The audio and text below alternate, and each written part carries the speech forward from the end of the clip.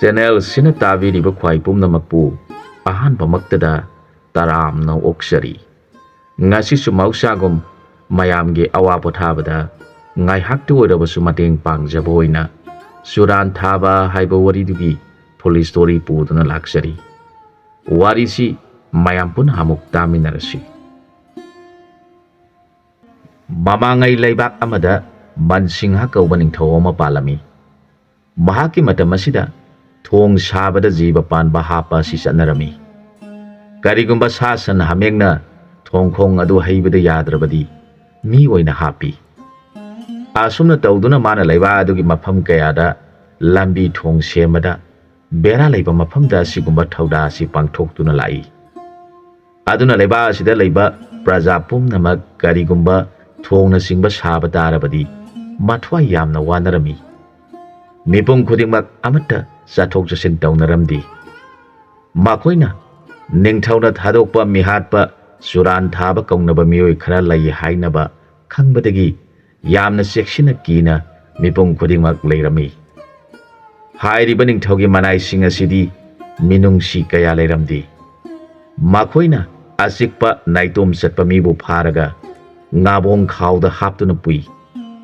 ꯃꯔꯝꯁꯤꯡ ꯑꯁꯤꯒꯤ ꯋꯥꯔꯤ ꯄ꯭ꯔꯖꯥꯅ ꯇꯥꯔꯒ ꯃꯤꯄꯨꯝ ꯈꯨꯗꯤꯡꯃꯛ ꯌꯥꯝꯅ ꯆꯠꯊꯣꯛ ꯆꯠꯁꯤꯟ ꯇꯧꯅꯕꯗ ꯀꯤꯅꯔꯝꯃꯤ꯫ ꯈ꯭ꯋꯥꯏꯗꯒꯤ ꯃꯔꯨꯑꯣꯏꯅ ꯑꯄꯤꯛꯄ ꯑꯉꯥꯡꯅ ꯊꯣꯏꯅ ꯍꯦꯟꯅ ꯆꯦꯛꯁꯤꯟꯅꯔꯝꯃꯤ꯫ ꯀꯔꯤꯒꯨꯝꯕ ꯊꯣꯡ ꯑꯃꯠꯇꯕꯨ ꯁꯥꯕ ꯇꯥꯔꯕꯗꯤ ꯃꯤꯄꯨꯝ ꯈꯨꯗꯤꯡꯃꯛ ꯃꯆꯥ ꯃꯁꯨꯁꯤꯡꯕꯨ ꯆꯦꯛꯁꯤꯟꯅꯔꯝꯃꯤ꯫ ꯀꯔꯤꯒꯨꯝꯕ ꯃꯇꯝꯗ ꯑꯉꯥꯡ ꯀꯞꯄ ꯐꯥꯎꯕ ꯃꯤꯍꯥꯠꯄ ꯆꯨꯔꯥꯟ ꯊꯥꯕ ꯂꯥꯛꯂꯦ ꯍꯥꯏꯔꯕꯗꯤ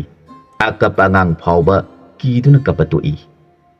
ꯑꯁꯨꯝꯅ ꯃꯤꯄꯨꯝ ꯈꯨꯗꯤꯡꯃꯛ ꯌꯥꯝꯅ ꯀꯤꯅꯔꯝꯃꯤ꯫ ꯃꯇꯝ ꯑꯁꯤꯗ ꯈꯨꯡꯒꯪ ꯑꯃꯗ ꯀꯥꯎꯕ ꯀꯧꯕ ꯅꯤꯄꯥ ꯑꯃꯒ ꯔꯥꯅꯤ ꯀꯧꯕꯤ ꯅꯨꯄꯤ ꯑꯃꯒ ꯌꯨꯝ ꯄꯥꯟꯃꯤꯟꯅꯗꯨꯅ ꯂꯩꯔꯝꯃꯤ꯫ ꯅꯣꯡꯃꯒꯤ ꯅꯨꯃꯤꯠ ꯑꯃꯗ ꯀꯥꯎꯕꯅ ꯔꯥꯅꯤꯕꯨ ꯌꯦꯡꯂꯒ ꯍꯥꯏꯔꯛꯈꯤ, "ꯏꯕꯦꯝꯃ, ꯃꯇꯝ ꯑꯗꯨ ꯅꯤꯡꯁꯤꯡꯂꯒ ꯊꯋꯥꯏ ꯑꯁꯤ ꯌꯥꯝꯅ ꯅꯨꯡꯉꯥꯏꯔꯛꯈꯤꯗ꯭ꯔꯦ꯫ ꯑꯩꯒꯤ ꯏꯁꯥ ꯑꯁꯤꯁꯨ ꯅꯣꯡꯃ ꯅꯣꯡꯃꯒꯤ ꯅꯨꯡꯉꯥꯏꯇꯕ ꯍꯦꯟꯖꯜꯂꯛꯂꯤ꯫ ꯑꯁꯨꯝꯅ ꯁꯣꯟꯊꯔꯛꯄ ꯑꯁꯤꯗ ꯏꯆꯥ ꯑꯉꯥꯡ ꯑꯁꯤꯒ ꯅꯃꯥ ꯅꯆꯥꯅ ꯂꯦꯜꯍꯧꯒꯗꯕ ꯑꯁꯤ ꯈꯜꯂꯨꯔꯒ ꯊꯃꯣꯏ ꯑꯁꯤ ꯄꯨꯖꯕ ꯉꯝꯂꯛꯇ꯭ꯔꯦ꯫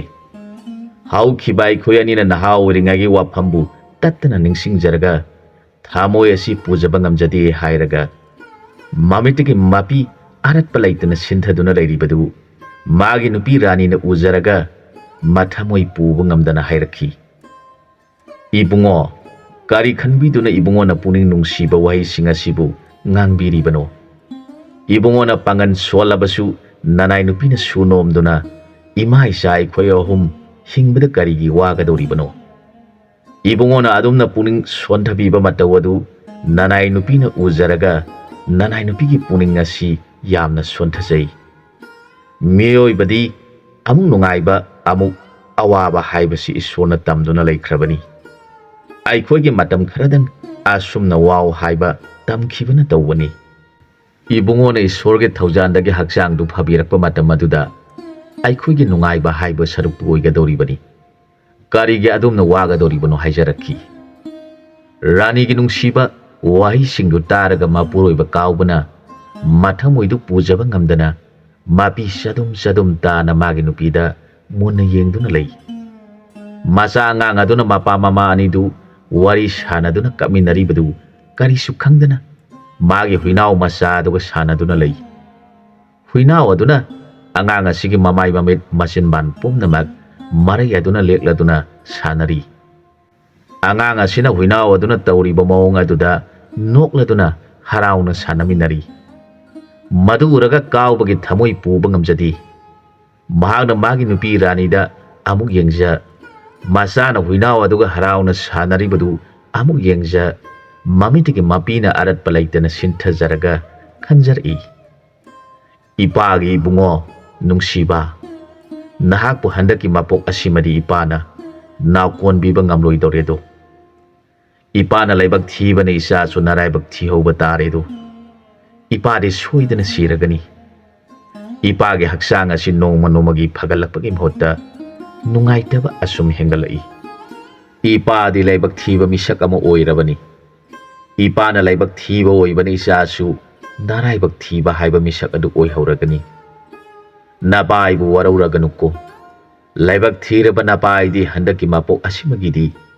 isagi nungaiba sarukte yawba phangloidori asum haiduna naduna lairiba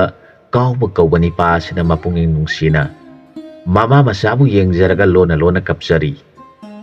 magi sontharak haksang adugi pungning nungsirakpa aduna maram oiraga mahak ahing tumba yakhidre adubu mahakti masadu amu hana phagalakhigani haibigi wakhal lekhidre magi nupi ranina masa angang adu huinaw masa aduga loinana mapa asonba adugi manakta thanamlaga mana thabak suba chali phanglakpa aduna makoi shamina aduna leiri mama ranina masa na mapuk lamlakpa matamda sajanaba haiduna sai singlangduna hek thamlami masa angang aduna mapuk lamlakpa matamda mapa kaubana ibungo ipagi nakta leiriba sa insang asi saro aduga nama lakpa phawba khango haiduna mamana thamlamba sa ising adu masada pire masa aduna madubu lauraga pukham madu laimai thakta thamlaga saba horakpa matam aduda magi huinaw adu su sangsilaktuna punna pukham aduda chaminare huinaw aduna angang asigi masim banda pagliba sa insang sing adu maraina lerthui tauriba mawng adu uraga mapa kauba haugatpa ngamdraba aduna khali onthokpa haibaduni fare isa asi huinaw asiga marup oiduna lehorasino aina kanagi mafamda isa asibu sinaramgadagi khanduna leirakpani adubu ngasidi isa asigi marup nungsiba ama phangjaba imedasina ujaba phangjare nakhoi animak taibang asida kaunadana amana amagi mateng pangnaduna leimin hauroko ipadi mapuna piba matam yorokla male ipa satlage hairaga huina amasung masani pangang adubu munna yanglamlaga kauba punsigi oina mamit wisinki masani pa angang amasung huinaw aniduna mamana thambira masa insang sing adu saduna mapa sire haiba khangdana mapagi nakta sangsinduna leiri numit taramdaida mama rani adu thabak khutharaduna mayumda halakpa matam aduda magi mapuroibagi sanabani haiduna athum hau khara su pujaraduna nungsa thina mapuroibagi nakta sangsilakhi adubu kawbadi taibang panbagi lambi thadoktuna leiramba adu thengnarabada rani gi thamui adu kaikhi asumna mapuroiba leikhidraba matungda mahak apikpa angang aduga loinana huinaw adusu puraduna thabak suba chali mahakna angang adugi sanaba huinawga konana thambiraga nakhoi ani sanaduna leyu ima thabak suba yawgi asumna hairaduna numit khuding thabak suba chali asumna lelakpana sai khara leiraba matungda angang asi sai mangarom surakle matam asida leiba asida leiba ningthau asina achauba turen amagi mathakta thong ama saba tarami thong asi thongkhong haiba horakpada hekta ningkhairabada leiba ke akhang hai sing kaukhatuna yenghanbada thongkhong haiba sida mi haptrabadi yararoi hairabada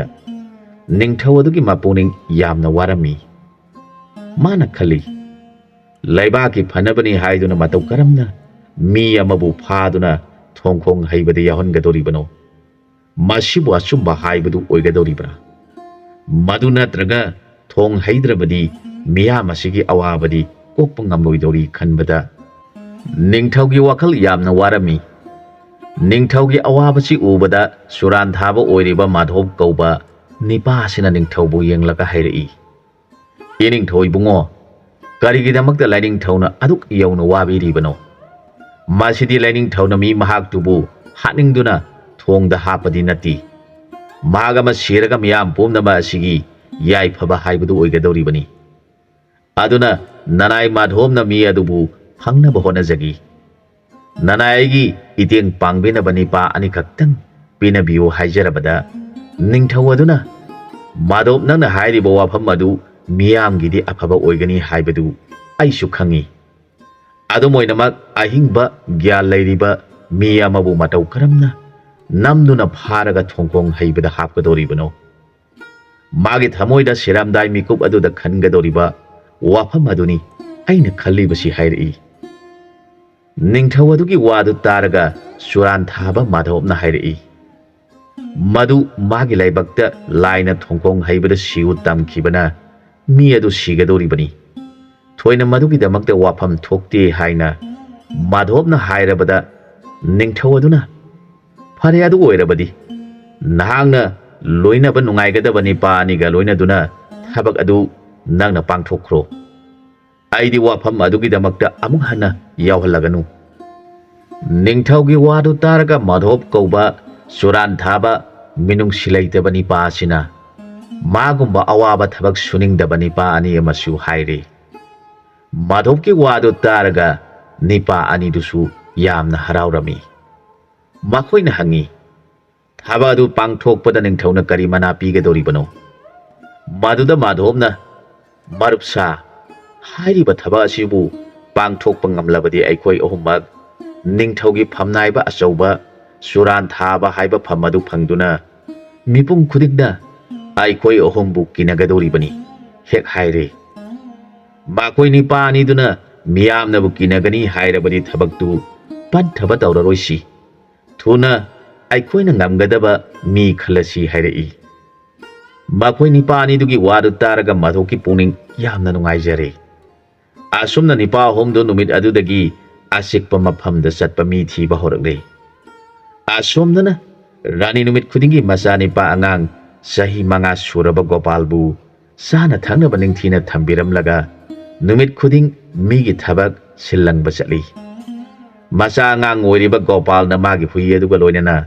mamana thambira masa insang saminaduna yumda leihawi. Hui asi haujikti sauba sare phare. Mana matam pumnamakta Gopalbu ningthina senaduna leiminei. Mama aduna thabak salamdaida asumna numit khudingi hairami. Imagi bungwani mak nakhoi yumdagi hendoktana samin thangminaduna leiramu. Imana thabak suba chalibasi ima isa ikhoi humgi sanaba suribani. Aduna nungsiraba isaga pangkhak oiraba he tawba hui. Nahakti pakhang langoni hainai. Aduga nangdi sauba sare phare. Aduna nangi nungsiraba marup asidi mioi banina angangi matam haibadu oiri. Gyan mapung phadri. Aduna nangna nangi marupu senaduna yumma sidagi imana halaktriba phawba ningthina leiminaramu haina numit khuding sinaraga thabak chali. Hui asi maron thoktrabasu ranina hairibadu khangbagum tawi. Mahak ranigi wadu taraga mamitiki mapi taraga lei. Asuna numit khudimak lelakpana nomagi numit amada ranina khali. Aikhoigi hui asi ahing yamna kaplibasibu kari tawrabano. Mana hauna khongladuna karigi kaplibano khanduna hui adubu yenglaga hairei. Imagi bungo nangna kari uraduna ahingda kaplibano. Laibak thirabi namadi isani bu thadoktuna migi silangba chatpasi nakhoi ani bu thadoktuna saninglaktre. Adubu ima isa aikhoigi laibakna thibadagi laitabana maram oiduna isa singbu thanamlaga nama aina migi silangba chatlibani. Nama isu migi thabak suna isa ani bu karam tawramgadagi khanduna matamabu ngaijabada awaba saruk oiribani. Isanadi ahingda karigumba ama uduna kaptuna khongli. Nama ainadi taibangi mapokta mi oina poklubana isana namita uduna khongliba kaplibadu udre khangdre. Isana karibu hairibano tolidako nama aigi mapokse hairaga Rani hui adubu nanjaraga mamitiki mapi tana. Imagi bungo nangna napangal saurabani. Aduna imagi awabada isana nating pangduna ngasi phawba hinglibani. Nangna nangi marup asina pangal mapung phadriba phawba isana yum ngaktuna leigadoribani hairaga Lokrabi Rani kapladuna nangi marupka yumdagi sathoktuna leiramu. Ima migi thabak suba chatlukige hairabada hui aduna Rani gi phanek phiji siktuna satkiganu haibagi maongda tawribadu Rani na khangdabadagi kapladuna imana thabak suba chatrabadi ꯑꯩꯈꯣꯏ ꯀꯔꯤ ꯆꯥꯒꯅꯤ ꯍꯥꯏꯔꯒ ꯔꯥꯅꯤ ꯆꯠꯈ꯭ꯔꯦ꯫ ꯑꯁꯣꯝꯗꯅ ꯃꯥꯙꯣꯞ ꯀꯧꯕ ꯆꯨꯔꯥꯟ ꯊꯥꯕ ꯑꯗꯨꯅ ꯂꯨꯆꯤꯡꯗꯨꯅ ꯃꯤ ꯇꯥꯟ ꯆꯥꯕ ꯌꯦꯡꯂꯛꯄꯗ ꯑꯁꯤꯛꯄ ꯂꯝꯕꯤ ꯑꯗꯨꯗ ꯔꯥꯅꯤ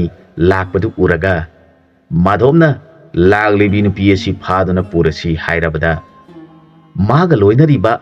ꯅꯤꯄꯥ ꯑꯅꯤꯗꯨꯅ ꯃꯥꯅ ꯅꯛꯁꯤꯜꯂꯛꯄꯒ ꯐꯥꯔꯦ꯫ ꯃꯈꯣꯏꯅ ꯔꯥꯅꯤꯕꯨ ꯃꯌꯥꯗ ꯐꯤꯕꯨꯟ ꯅꯝꯗꯨꯅ ꯉꯥꯕꯣꯡ ꯈꯥꯎꯗ ꯅꯝꯁꯤꯜꯂꯦ꯫ ꯔꯥꯅꯤ ꯂꯥꯎꯕ ꯈꯣꯠꯄ ꯉꯝꯗꯅ ꯉꯥꯕꯣꯡ ꯈꯥꯎꯗ ꯂꯩꯈ꯭ꯔꯦ꯫ ꯃꯇꯝ ꯑꯗꯨꯗ ꯔꯥꯅꯤꯅ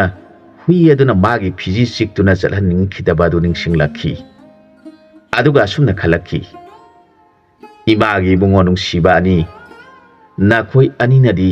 ꯏꯃꯥ ꯍꯜꯂꯛꯈꯤꯒꯅꯤ ꯈꯟꯗꯨꯅ ꯋꯥꯅ ꯉꯥꯏꯔꯒꯅꯤ꯫ ꯅꯃꯥ ꯂꯩꯕꯛ ꯊꯤꯕꯤ ꯑꯩꯗꯤ ꯃꯤꯍꯥꯠꯄ ꯆꯨꯔꯥꯟ ꯊꯥꯕꯒꯤ ꯉꯥꯕꯣꯡ ꯈꯥꯎꯗ ꯂꯩꯔꯦꯗꯣ꯫ ꯅꯃꯥ ꯑꯩꯅ ꯏꯆꯥ ꯑꯅꯤꯒꯤ ꯅꯁꯛꯄꯨ ꯑꯃꯨꯛ ꯍꯟꯅ ꯎꯕ ꯐꯪꯂꯔꯣꯏꯀꯣ꯫ ꯑꯁꯨꯝ ꯍꯥꯏꯅ ꯈꯜꯂꯒ ꯃꯃꯤꯠꯇꯒꯤ ꯄꯤꯔꯥꯡ ꯑꯔꯠꯄ ꯂꯩꯇꯅ ꯁꯤꯟꯊꯔꯗꯨꯅ ꯆꯨꯔꯥꯟ ꯊꯥꯕꯒꯤ ꯉꯥꯕꯣꯡ ꯈꯥꯎ ꯃꯅꯨꯡꯗ ꯀꯞꯇꯨꯅ ꯃꯤꯍꯥꯠꯄ ꯆꯨꯔꯥꯟ ꯊꯥꯕꯅ ꯄꯨꯗꯨꯅ ꯆꯠꯈꯤꯕꯅ ꯊꯣꯡ ꯁꯥꯐꯝ ꯑꯗꯨꯗ ꯊꯨꯡꯈ꯭ꯔꯦ꯫ ꯃꯈꯣꯏꯅ ꯅꯨꯄꯤ ꯑꯁꯤ ꯉꯥꯕꯣꯡ ꯈꯥꯎꯗꯒꯤ ꯂꯧꯊꯣꯛꯂꯒ ꯃꯆꯤꯟꯗ ꯃꯦꯜꯂꯤꯕ ꯐꯤꯕꯨꯟ ꯑꯗꯨ ꯂꯧꯊꯣꯛꯇꯨꯅ ꯃꯥꯒꯤ ꯆꯥꯅꯕ ꯈꯔ ꯄꯤꯔꯕꯗ ꯔꯥꯅꯤ ꯀꯔꯤꯒꯨꯝꯕ ꯑꯃꯠꯇ ꯆꯥꯈꯤꯗ꯭ꯔꯦ, ꯊꯛꯈꯤꯗ꯭ꯔꯦ꯫ ꯃꯆꯥ ꯑꯉꯥꯡ ꯑꯗꯨꯅ ꯃꯇꯧ ꯀꯔꯝꯅ ꯂꯩꯔꯝꯒꯗꯒꯦ ꯈꯟꯗꯨꯅ ꯂꯩꯈ꯭ꯔꯦ꯫ ꯅꯣꯡꯉꯥꯜꯂꯕꯗ ꯊꯣꯡ ꯁꯥꯔꯤꯕ ꯃꯤꯁꯇ꯭ꯔꯤ ꯑꯗꯨꯅ ꯍꯧꯅꯕꯤ ꯃꯇꯨꯡ ꯏꯟꯅ ꯄꯨꯖꯥ ꯇꯧꯔꯗꯨꯅ ꯔꯥꯅꯤꯕꯨ ꯊꯣꯡꯈꯣꯡ ꯍꯩꯕꯗ ꯌꯥꯎꯈ꯭ꯔꯦ꯫ ꯍꯧꯖꯤꯛꯇꯤ ꯊꯣꯡ ꯑꯗꯨ ꯁꯥꯕꯗ ꯑꯌꯦꯠꯄ ꯀꯥꯏꯕ ꯌꯥꯎꯗꯅ ꯊꯣꯡ ꯑꯗꯨ ꯁꯥꯗꯨꯅ ꯂꯣꯏꯁꯤꯜꯂꯕꯗ ꯊꯣꯡ ꯑꯁꯤꯒꯤ ꯃꯃꯤꯡ ꯔꯥꯅꯤ ꯊꯣꯡ ꯍꯥꯏꯅ ꯈꯪꯅꯈꯤ꯫ ꯑꯁꯣꯝꯗꯅ ꯔꯥꯅꯤꯅ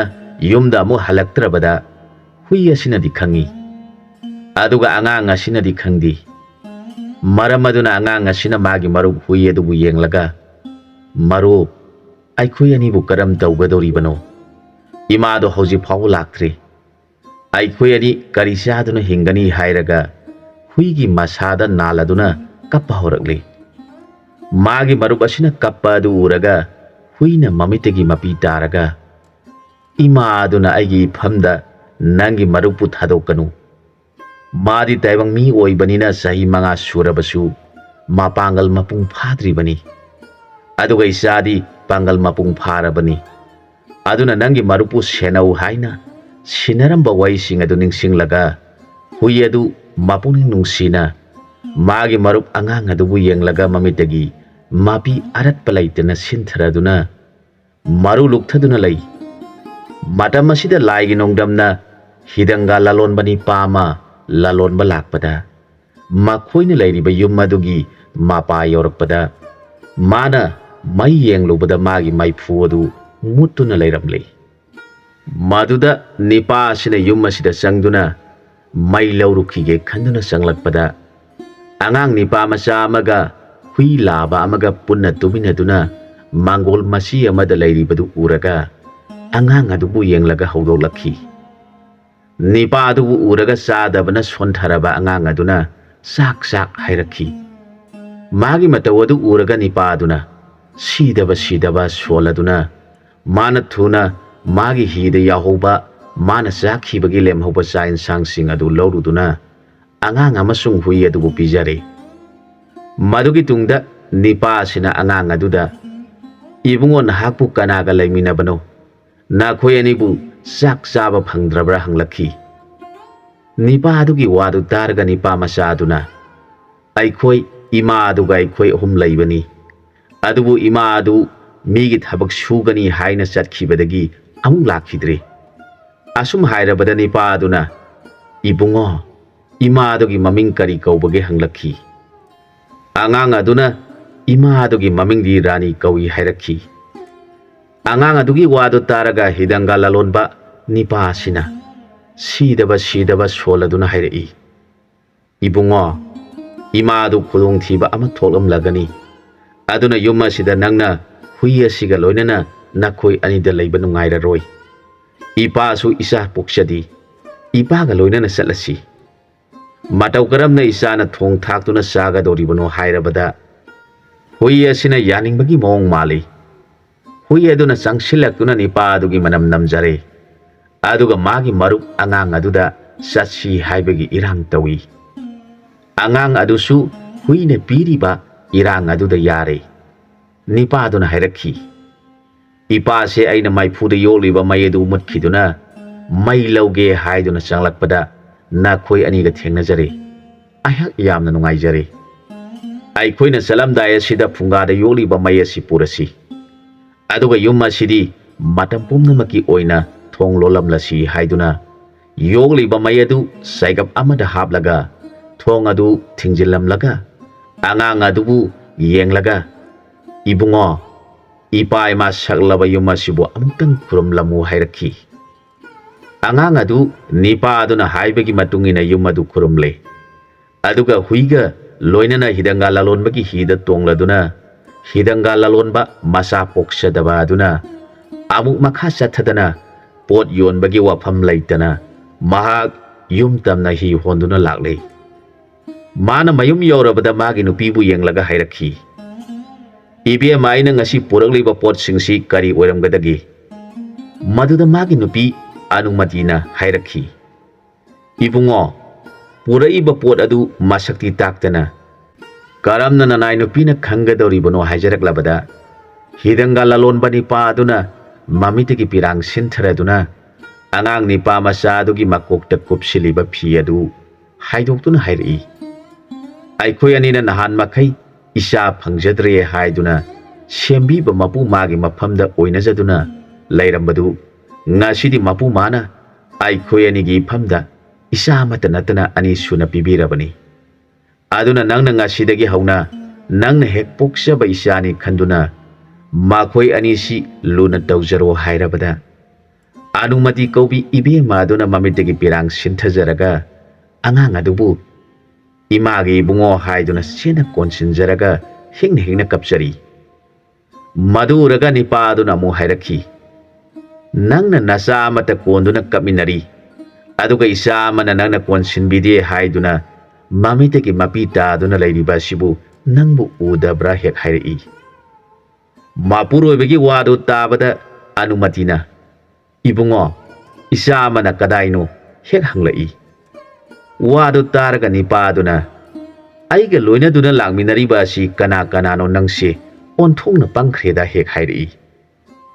Wadu taraga anumatina khali. Ibungo ga loina ba haibadi hui asi oiba tare khanduna imagi bungo nungsiba nahapu imada waraubra maraibak thiraba nangi marup asida imana hana konbi khanduna imabu warauba tauraganu sanglau imagi nakta imana isabu konbirage haina kausilaglabada hui adu ngasai makhai matu maman ipon pon lairambadu anumati gi nakta sangsilaktuna maraina anumatibu hana lecture. Anumatina harauna makhoibu sai sing pijaraga makhoi anibu sengna irubiduna angang adugi ahanba phi hongbiraduna masani gi naktagi mahak hendokhidri. Anumati gi mataw adu yengjaraga hidanga lalonba mamon nungaina leijari. Nahan makhai masa phangdana leijaram laba anumati haujikti mapuroibana masani haiduna nipa masa mapusilaktuna magi mafamda pirabada mapuning nungaijakhibana masagi naktagi hendoktana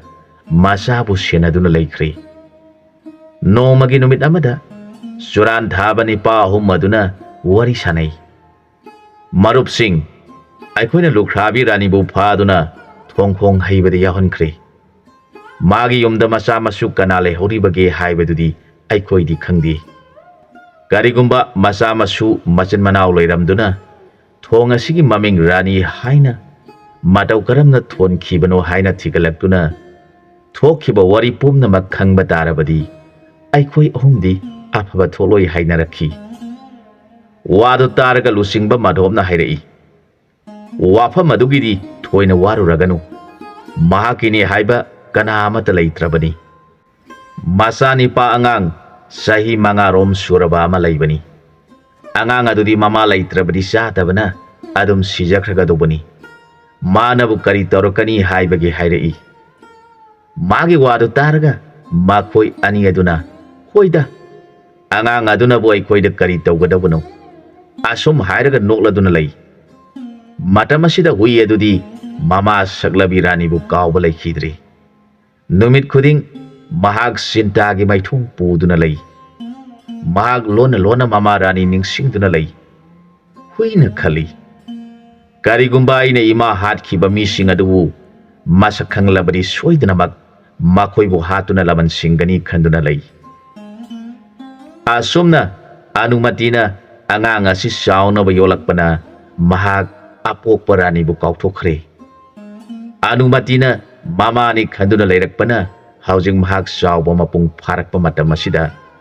ꯅꯣꯡꯃ ꯃꯥꯒꯤ ꯍꯨꯏ ꯑꯁꯤꯒ ꯂꯣꯏꯅꯅ ꯃꯈꯣꯏ ꯑꯅꯤ ꯂꯩꯕꯥꯛ ꯑꯁꯤꯒꯤ ꯀꯣꯅꯨꯡꯗ ꯆꯠꯇꯨꯅ ꯀꯣꯅꯨꯡ ꯌꯦꯡꯂꯝꯃꯤ꯫ ꯀꯣꯅꯨꯡ ꯑꯗꯨ ꯌꯦꯡꯂꯤꯉꯩꯗ ꯅꯤꯡꯊꯧꯒꯤ ꯃꯆꯥꯏꯕꯦꯝꯃ ꯔꯥꯁꯤꯀꯥ ꯀꯧꯕꯤ ꯑꯁꯤꯅ ꯃꯁꯛ ꯃꯇꯧ ꯐꯖꯈ꯭ꯔꯕ ꯄꯥꯈꯪ ꯑꯃꯅ ꯍꯨꯏ ꯑꯃꯒ ꯂꯣꯏꯅꯅ ꯀꯣꯅꯨꯡꯒꯤ ꯐꯖꯕꯗꯨ ꯌꯦꯡꯗꯨꯅ ꯂꯩꯔꯤꯕꯗꯨ ꯍꯦꯛ ꯎꯔꯨꯔꯦ꯫ ꯔꯥꯖꯀꯨꯃꯥꯔꯤꯒꯤ ꯃꯊꯃꯣꯏꯅ ꯄꯥꯈꯪ ꯑꯁꯤꯕꯨ ꯎꯖꯔꯨꯕꯗ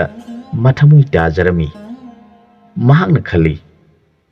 ꯅꯤꯄꯥ ꯑꯁꯤꯒꯨꯝꯅ ꯃꯤꯑꯣꯏ ꯃꯤꯇꯧ ꯐꯖꯕ ꯅꯤꯄꯥ ꯑꯃꯠꯇꯁꯨ ꯊꯦꯡꯅꯖꯈꯤꯗ꯭ꯔꯤ꯫ ꯃꯍꯥꯛ ꯑꯁꯤꯕꯨ ꯀꯔꯝꯕ ꯈꯨꯡꯒꯪꯗ ꯂꯩꯕꯅꯣ ꯍꯥꯏꯗꯨꯅ ꯃꯆꯥꯏꯕꯦꯝꯃ ꯑꯗꯨꯅ ꯃꯅꯥꯏ ꯅꯨꯄꯤ ꯊꯥꯗꯣꯛꯇꯨꯅ ꯔꯥꯖꯀꯨꯃꯥꯔꯤꯅ ꯅꯤꯄꯥ ꯑꯁꯤꯕꯨ ꯃꯐꯝ ꯑꯃ ꯍꯥꯏꯔꯗꯨꯅ ꯃꯥꯒ ꯎꯅꯈꯤꯒꯗꯧꯕꯅꯤ꯫ ꯃꯔꯝ ꯆꯥꯗꯅ ꯀꯣꯅꯨꯡꯒꯤ ꯑꯀꯣꯏꯕ ꯐꯤꯕꯝ ꯌꯦꯡꯂꯤꯕ ꯑꯁꯤ ꯀꯔꯤꯒꯨꯝꯕ ꯆꯤꯡꯅꯕ ꯌꯥꯕ ꯃꯔꯝ ꯑꯃ ꯂꯩꯔꯝꯒꯅꯤ꯫ ꯑꯗꯨꯅ ꯃꯔꯝ ꯑꯗꯨ ꯁꯦꯡꯅ ꯇꯥꯛꯄꯤꯗ꯭ꯔꯕꯗꯤ ꯆꯠꯈꯤꯕ ꯌꯥꯔꯣꯏ꯫ ꯀꯔꯤꯒꯨꯝꯕ ꯂꯝ ꯍꯦꯟꯗꯨꯅ ꯆꯠꯄ ꯇꯥꯔꯕꯗꯤ ꯅꯤꯡꯊꯧꯒꯤ ꯑꯉꯝꯕꯁꯤꯡꯅ ꯐꯥꯗꯨꯅ ꯗꯟꯗꯤ ꯇꯧꯒꯅꯤ ꯍꯦꯛ ꯍꯥꯏꯔꯦ꯫ ꯔꯥꯖꯀꯨꯃꯥꯔꯤꯒꯤ ꯃꯅꯥꯏ ꯅꯨꯄꯤ ꯑꯗꯨꯒꯤ ꯋꯥꯗꯨ ꯇꯥꯔꯒ ꯅꯤꯄꯥꯁꯤꯅ ꯈꯜꯂꯤ, ꯅꯤꯡꯊꯧꯒꯤ ꯀꯣꯅꯨꯡ ꯑꯁꯤꯗꯤ ꯄꯪꯌꯦꯡ ꯌꯦꯡꯕ ꯌꯥꯕ ꯅꯠꯇꯕ ꯑꯣꯏꯔꯦ꯫ ꯐꯔꯦ ꯏꯕꯦꯝꯃ, ꯑꯩꯗꯤ ꯔꯥꯖꯀꯨꯃꯥꯔꯤꯅ ꯍꯥꯏꯔꯤꯕ ꯃꯐꯝ ꯑꯗꯨꯗꯤ ꯉꯁꯤꯗ ꯂꯥꯛꯆꯕꯅꯤꯅ ꯈꯪꯖꯗꯤ꯫ ꯑꯗꯨꯅ ꯏꯕꯦꯝꯃꯅ ꯃꯐꯝ ꯑꯗꯨ ꯇꯥꯅ ꯑꯩꯕꯨ ꯂꯝꯖꯤꯡꯕꯤꯗꯨꯅ ꯄꯨꯕꯤꯔꯣ꯫ ꯑꯩꯍꯥꯛ ꯆꯦꯟꯖꯔꯣꯏ ꯍꯥꯏꯔꯕꯗ ꯔꯥꯖꯀꯨꯃꯥꯔꯤꯒꯤ ꯃꯅꯥꯏ ꯑꯗꯨꯅ ꯑꯗꯨ ꯑꯣꯏꯔꯕꯗꯤ ꯃꯐꯝ ꯑꯁꯤꯗ ꯂꯦꯡꯗꯅ ꯂꯩꯕꯤꯔꯝꯃꯨ꯫ ꯑꯩꯍꯥꯛ ꯃꯆꯥꯏꯕꯦꯝꯃꯗ ꯄꯥꯎ ꯑꯁꯤ ꯇꯝꯖꯔꯨꯔꯒ ꯑꯃꯨꯛ ꯂꯥꯛꯆꯒꯦ ꯍꯥꯏꯔꯦ꯫ ꯃꯗꯨꯗ ꯅꯤꯄꯥ ꯑꯁꯤꯅ ꯐꯒꯅꯤ, ꯑꯩ ꯉꯥꯏꯖꯔꯝꯂꯒꯦ ꯈꯨꯝꯖꯔꯛꯈꯤ꯫ ꯃꯅꯥꯏ ꯅꯨꯄꯤ ꯑꯗꯨ ꯆꯠꯈꯤꯗꯨꯅ ꯔꯥꯖꯀꯨꯃꯥꯔꯤꯗ ꯄꯥꯎ ꯇꯝꯖꯔꯕꯗ ꯔꯥꯖꯀꯨꯃꯥꯔꯤꯅ ꯑꯗꯨ ꯑꯣꯏꯔꯕꯗꯤ ꯑꯩꯍꯥꯛ ꯃꯐꯝ ꯑꯗꯨꯗ ꯂꯩꯔꯝꯂꯒꯦ, ꯅꯍꯥꯛꯅ ꯃꯥꯕꯨ ꯂꯝꯖꯤꯡꯗꯨꯅ ꯄꯨꯔꯒ ꯂꯥꯛꯃꯤꯟꯅꯔꯣ ꯍꯥꯏꯔꯛꯈꯤ꯫ ꯄꯟꯊꯕ ꯇꯧꯗꯅ ꯔꯥꯖꯀꯨꯃꯥꯔꯤ ꯀꯣꯅꯨꯡꯗꯒꯤ ꯍꯥꯟꯅ ꯊꯣꯛꯈꯤꯗꯨꯅ ꯃꯥꯅ ꯍꯥꯏꯔꯤꯕ ꯃꯐꯝ ꯑꯗꯨꯗ ꯉꯥꯏꯗꯨꯅ ꯂꯩꯈ꯭ꯔꯦ꯫ ꯔꯥꯖꯀꯨꯃꯥꯔꯤꯒꯤ ꯃꯅꯥꯏ ꯅꯨꯄꯤꯅ ꯆꯠꯈꯤꯗꯨꯅ ꯅꯤꯄꯥ ꯑꯁꯤꯕꯨ ꯄꯨꯔꯒ ꯃꯐꯝ ꯑꯗꯨ ꯇꯝꯅ ꯂꯥꯛꯂꯝꯃꯤ꯫ ꯃꯗꯨꯗ ꯅꯤꯄꯥ ꯑꯁꯤꯅ ꯆꯠꯅ ꯆꯠꯅ ꯈꯜꯂꯤ, ꯑꯩꯕꯨ ꯀꯣꯅꯨꯡꯒꯤ ꯐꯖꯕ ꯌꯦꯡꯕ ꯌꯥꯗꯦ ꯍꯥꯏꯗꯨꯅ ꯔꯥꯖꯀꯨꯃꯥꯔꯤꯅ ꯐꯥꯒꯅꯤ ꯍꯥꯏꯔꯤꯕ ꯋꯥꯐꯝ ꯑꯁꯤꯕꯨ ꯀꯔꯤ ꯃꯑꯣꯡꯅꯣ? ꯀꯔꯤꯒꯨꯝꯕ ꯀꯣꯅꯨꯡꯒꯤ ꯐꯖꯕ ꯌꯦꯡꯕ ꯌꯥꯗꯕ ꯑꯣꯏꯕ ꯇꯥꯔꯕꯗꯤ ꯅꯤꯡꯊꯧ ꯃꯅꯥꯏꯁꯤꯡꯅ ꯑꯩꯕꯨ ꯐꯥꯒꯗꯕꯅꯤ꯫ ꯃꯗꯨꯗꯤ ꯅꯠꯇꯅ ꯔꯥꯖꯀꯨꯃꯥꯔꯤꯅ ꯃꯅꯥꯏ ꯊꯥꯔꯛꯇꯨꯅ ꯑꯩꯕꯨ ꯃꯐꯝ ꯑꯃꯗ ꯋꯥ ꯍꯪꯒꯅꯤ ꯍꯥꯏꯔꯤꯕ ꯑꯃꯗꯤ ꯅꯤꯡꯊꯧ ꯀꯣꯅꯨꯡ ꯌꯦꯡꯕꯒꯤ ꯃꯔꯝ ꯆꯥꯗ꯭ꯔꯕꯗꯤ ꯗꯟꯗꯤ ꯇꯧꯒꯅꯤ ꯍꯥꯏꯔꯤꯕ ꯋꯥꯐꯝ ꯑꯁꯤꯕꯨ ꯃꯔꯝ ꯆꯥꯗꯦ ꯈꯟꯗꯨꯅ ꯂꯩ꯫ ꯃꯇꯝ ꯑꯗꯨꯗ ꯃꯥꯒꯤ ꯍꯨꯏ ꯑꯗꯨꯅ ꯍꯔꯥꯎꯕꯒꯤ ꯃꯑꯣꯡꯗ ꯆꯠꯅꯤꯡꯕ ꯎꯠꯂꯤ꯫ ꯍꯨꯏ ꯑꯗꯨꯒꯤ ꯃꯇꯧ ꯑꯗꯨ ꯎꯔꯒ ꯅꯤꯄꯥ ꯑꯁꯤꯅ, ꯐꯔꯦ,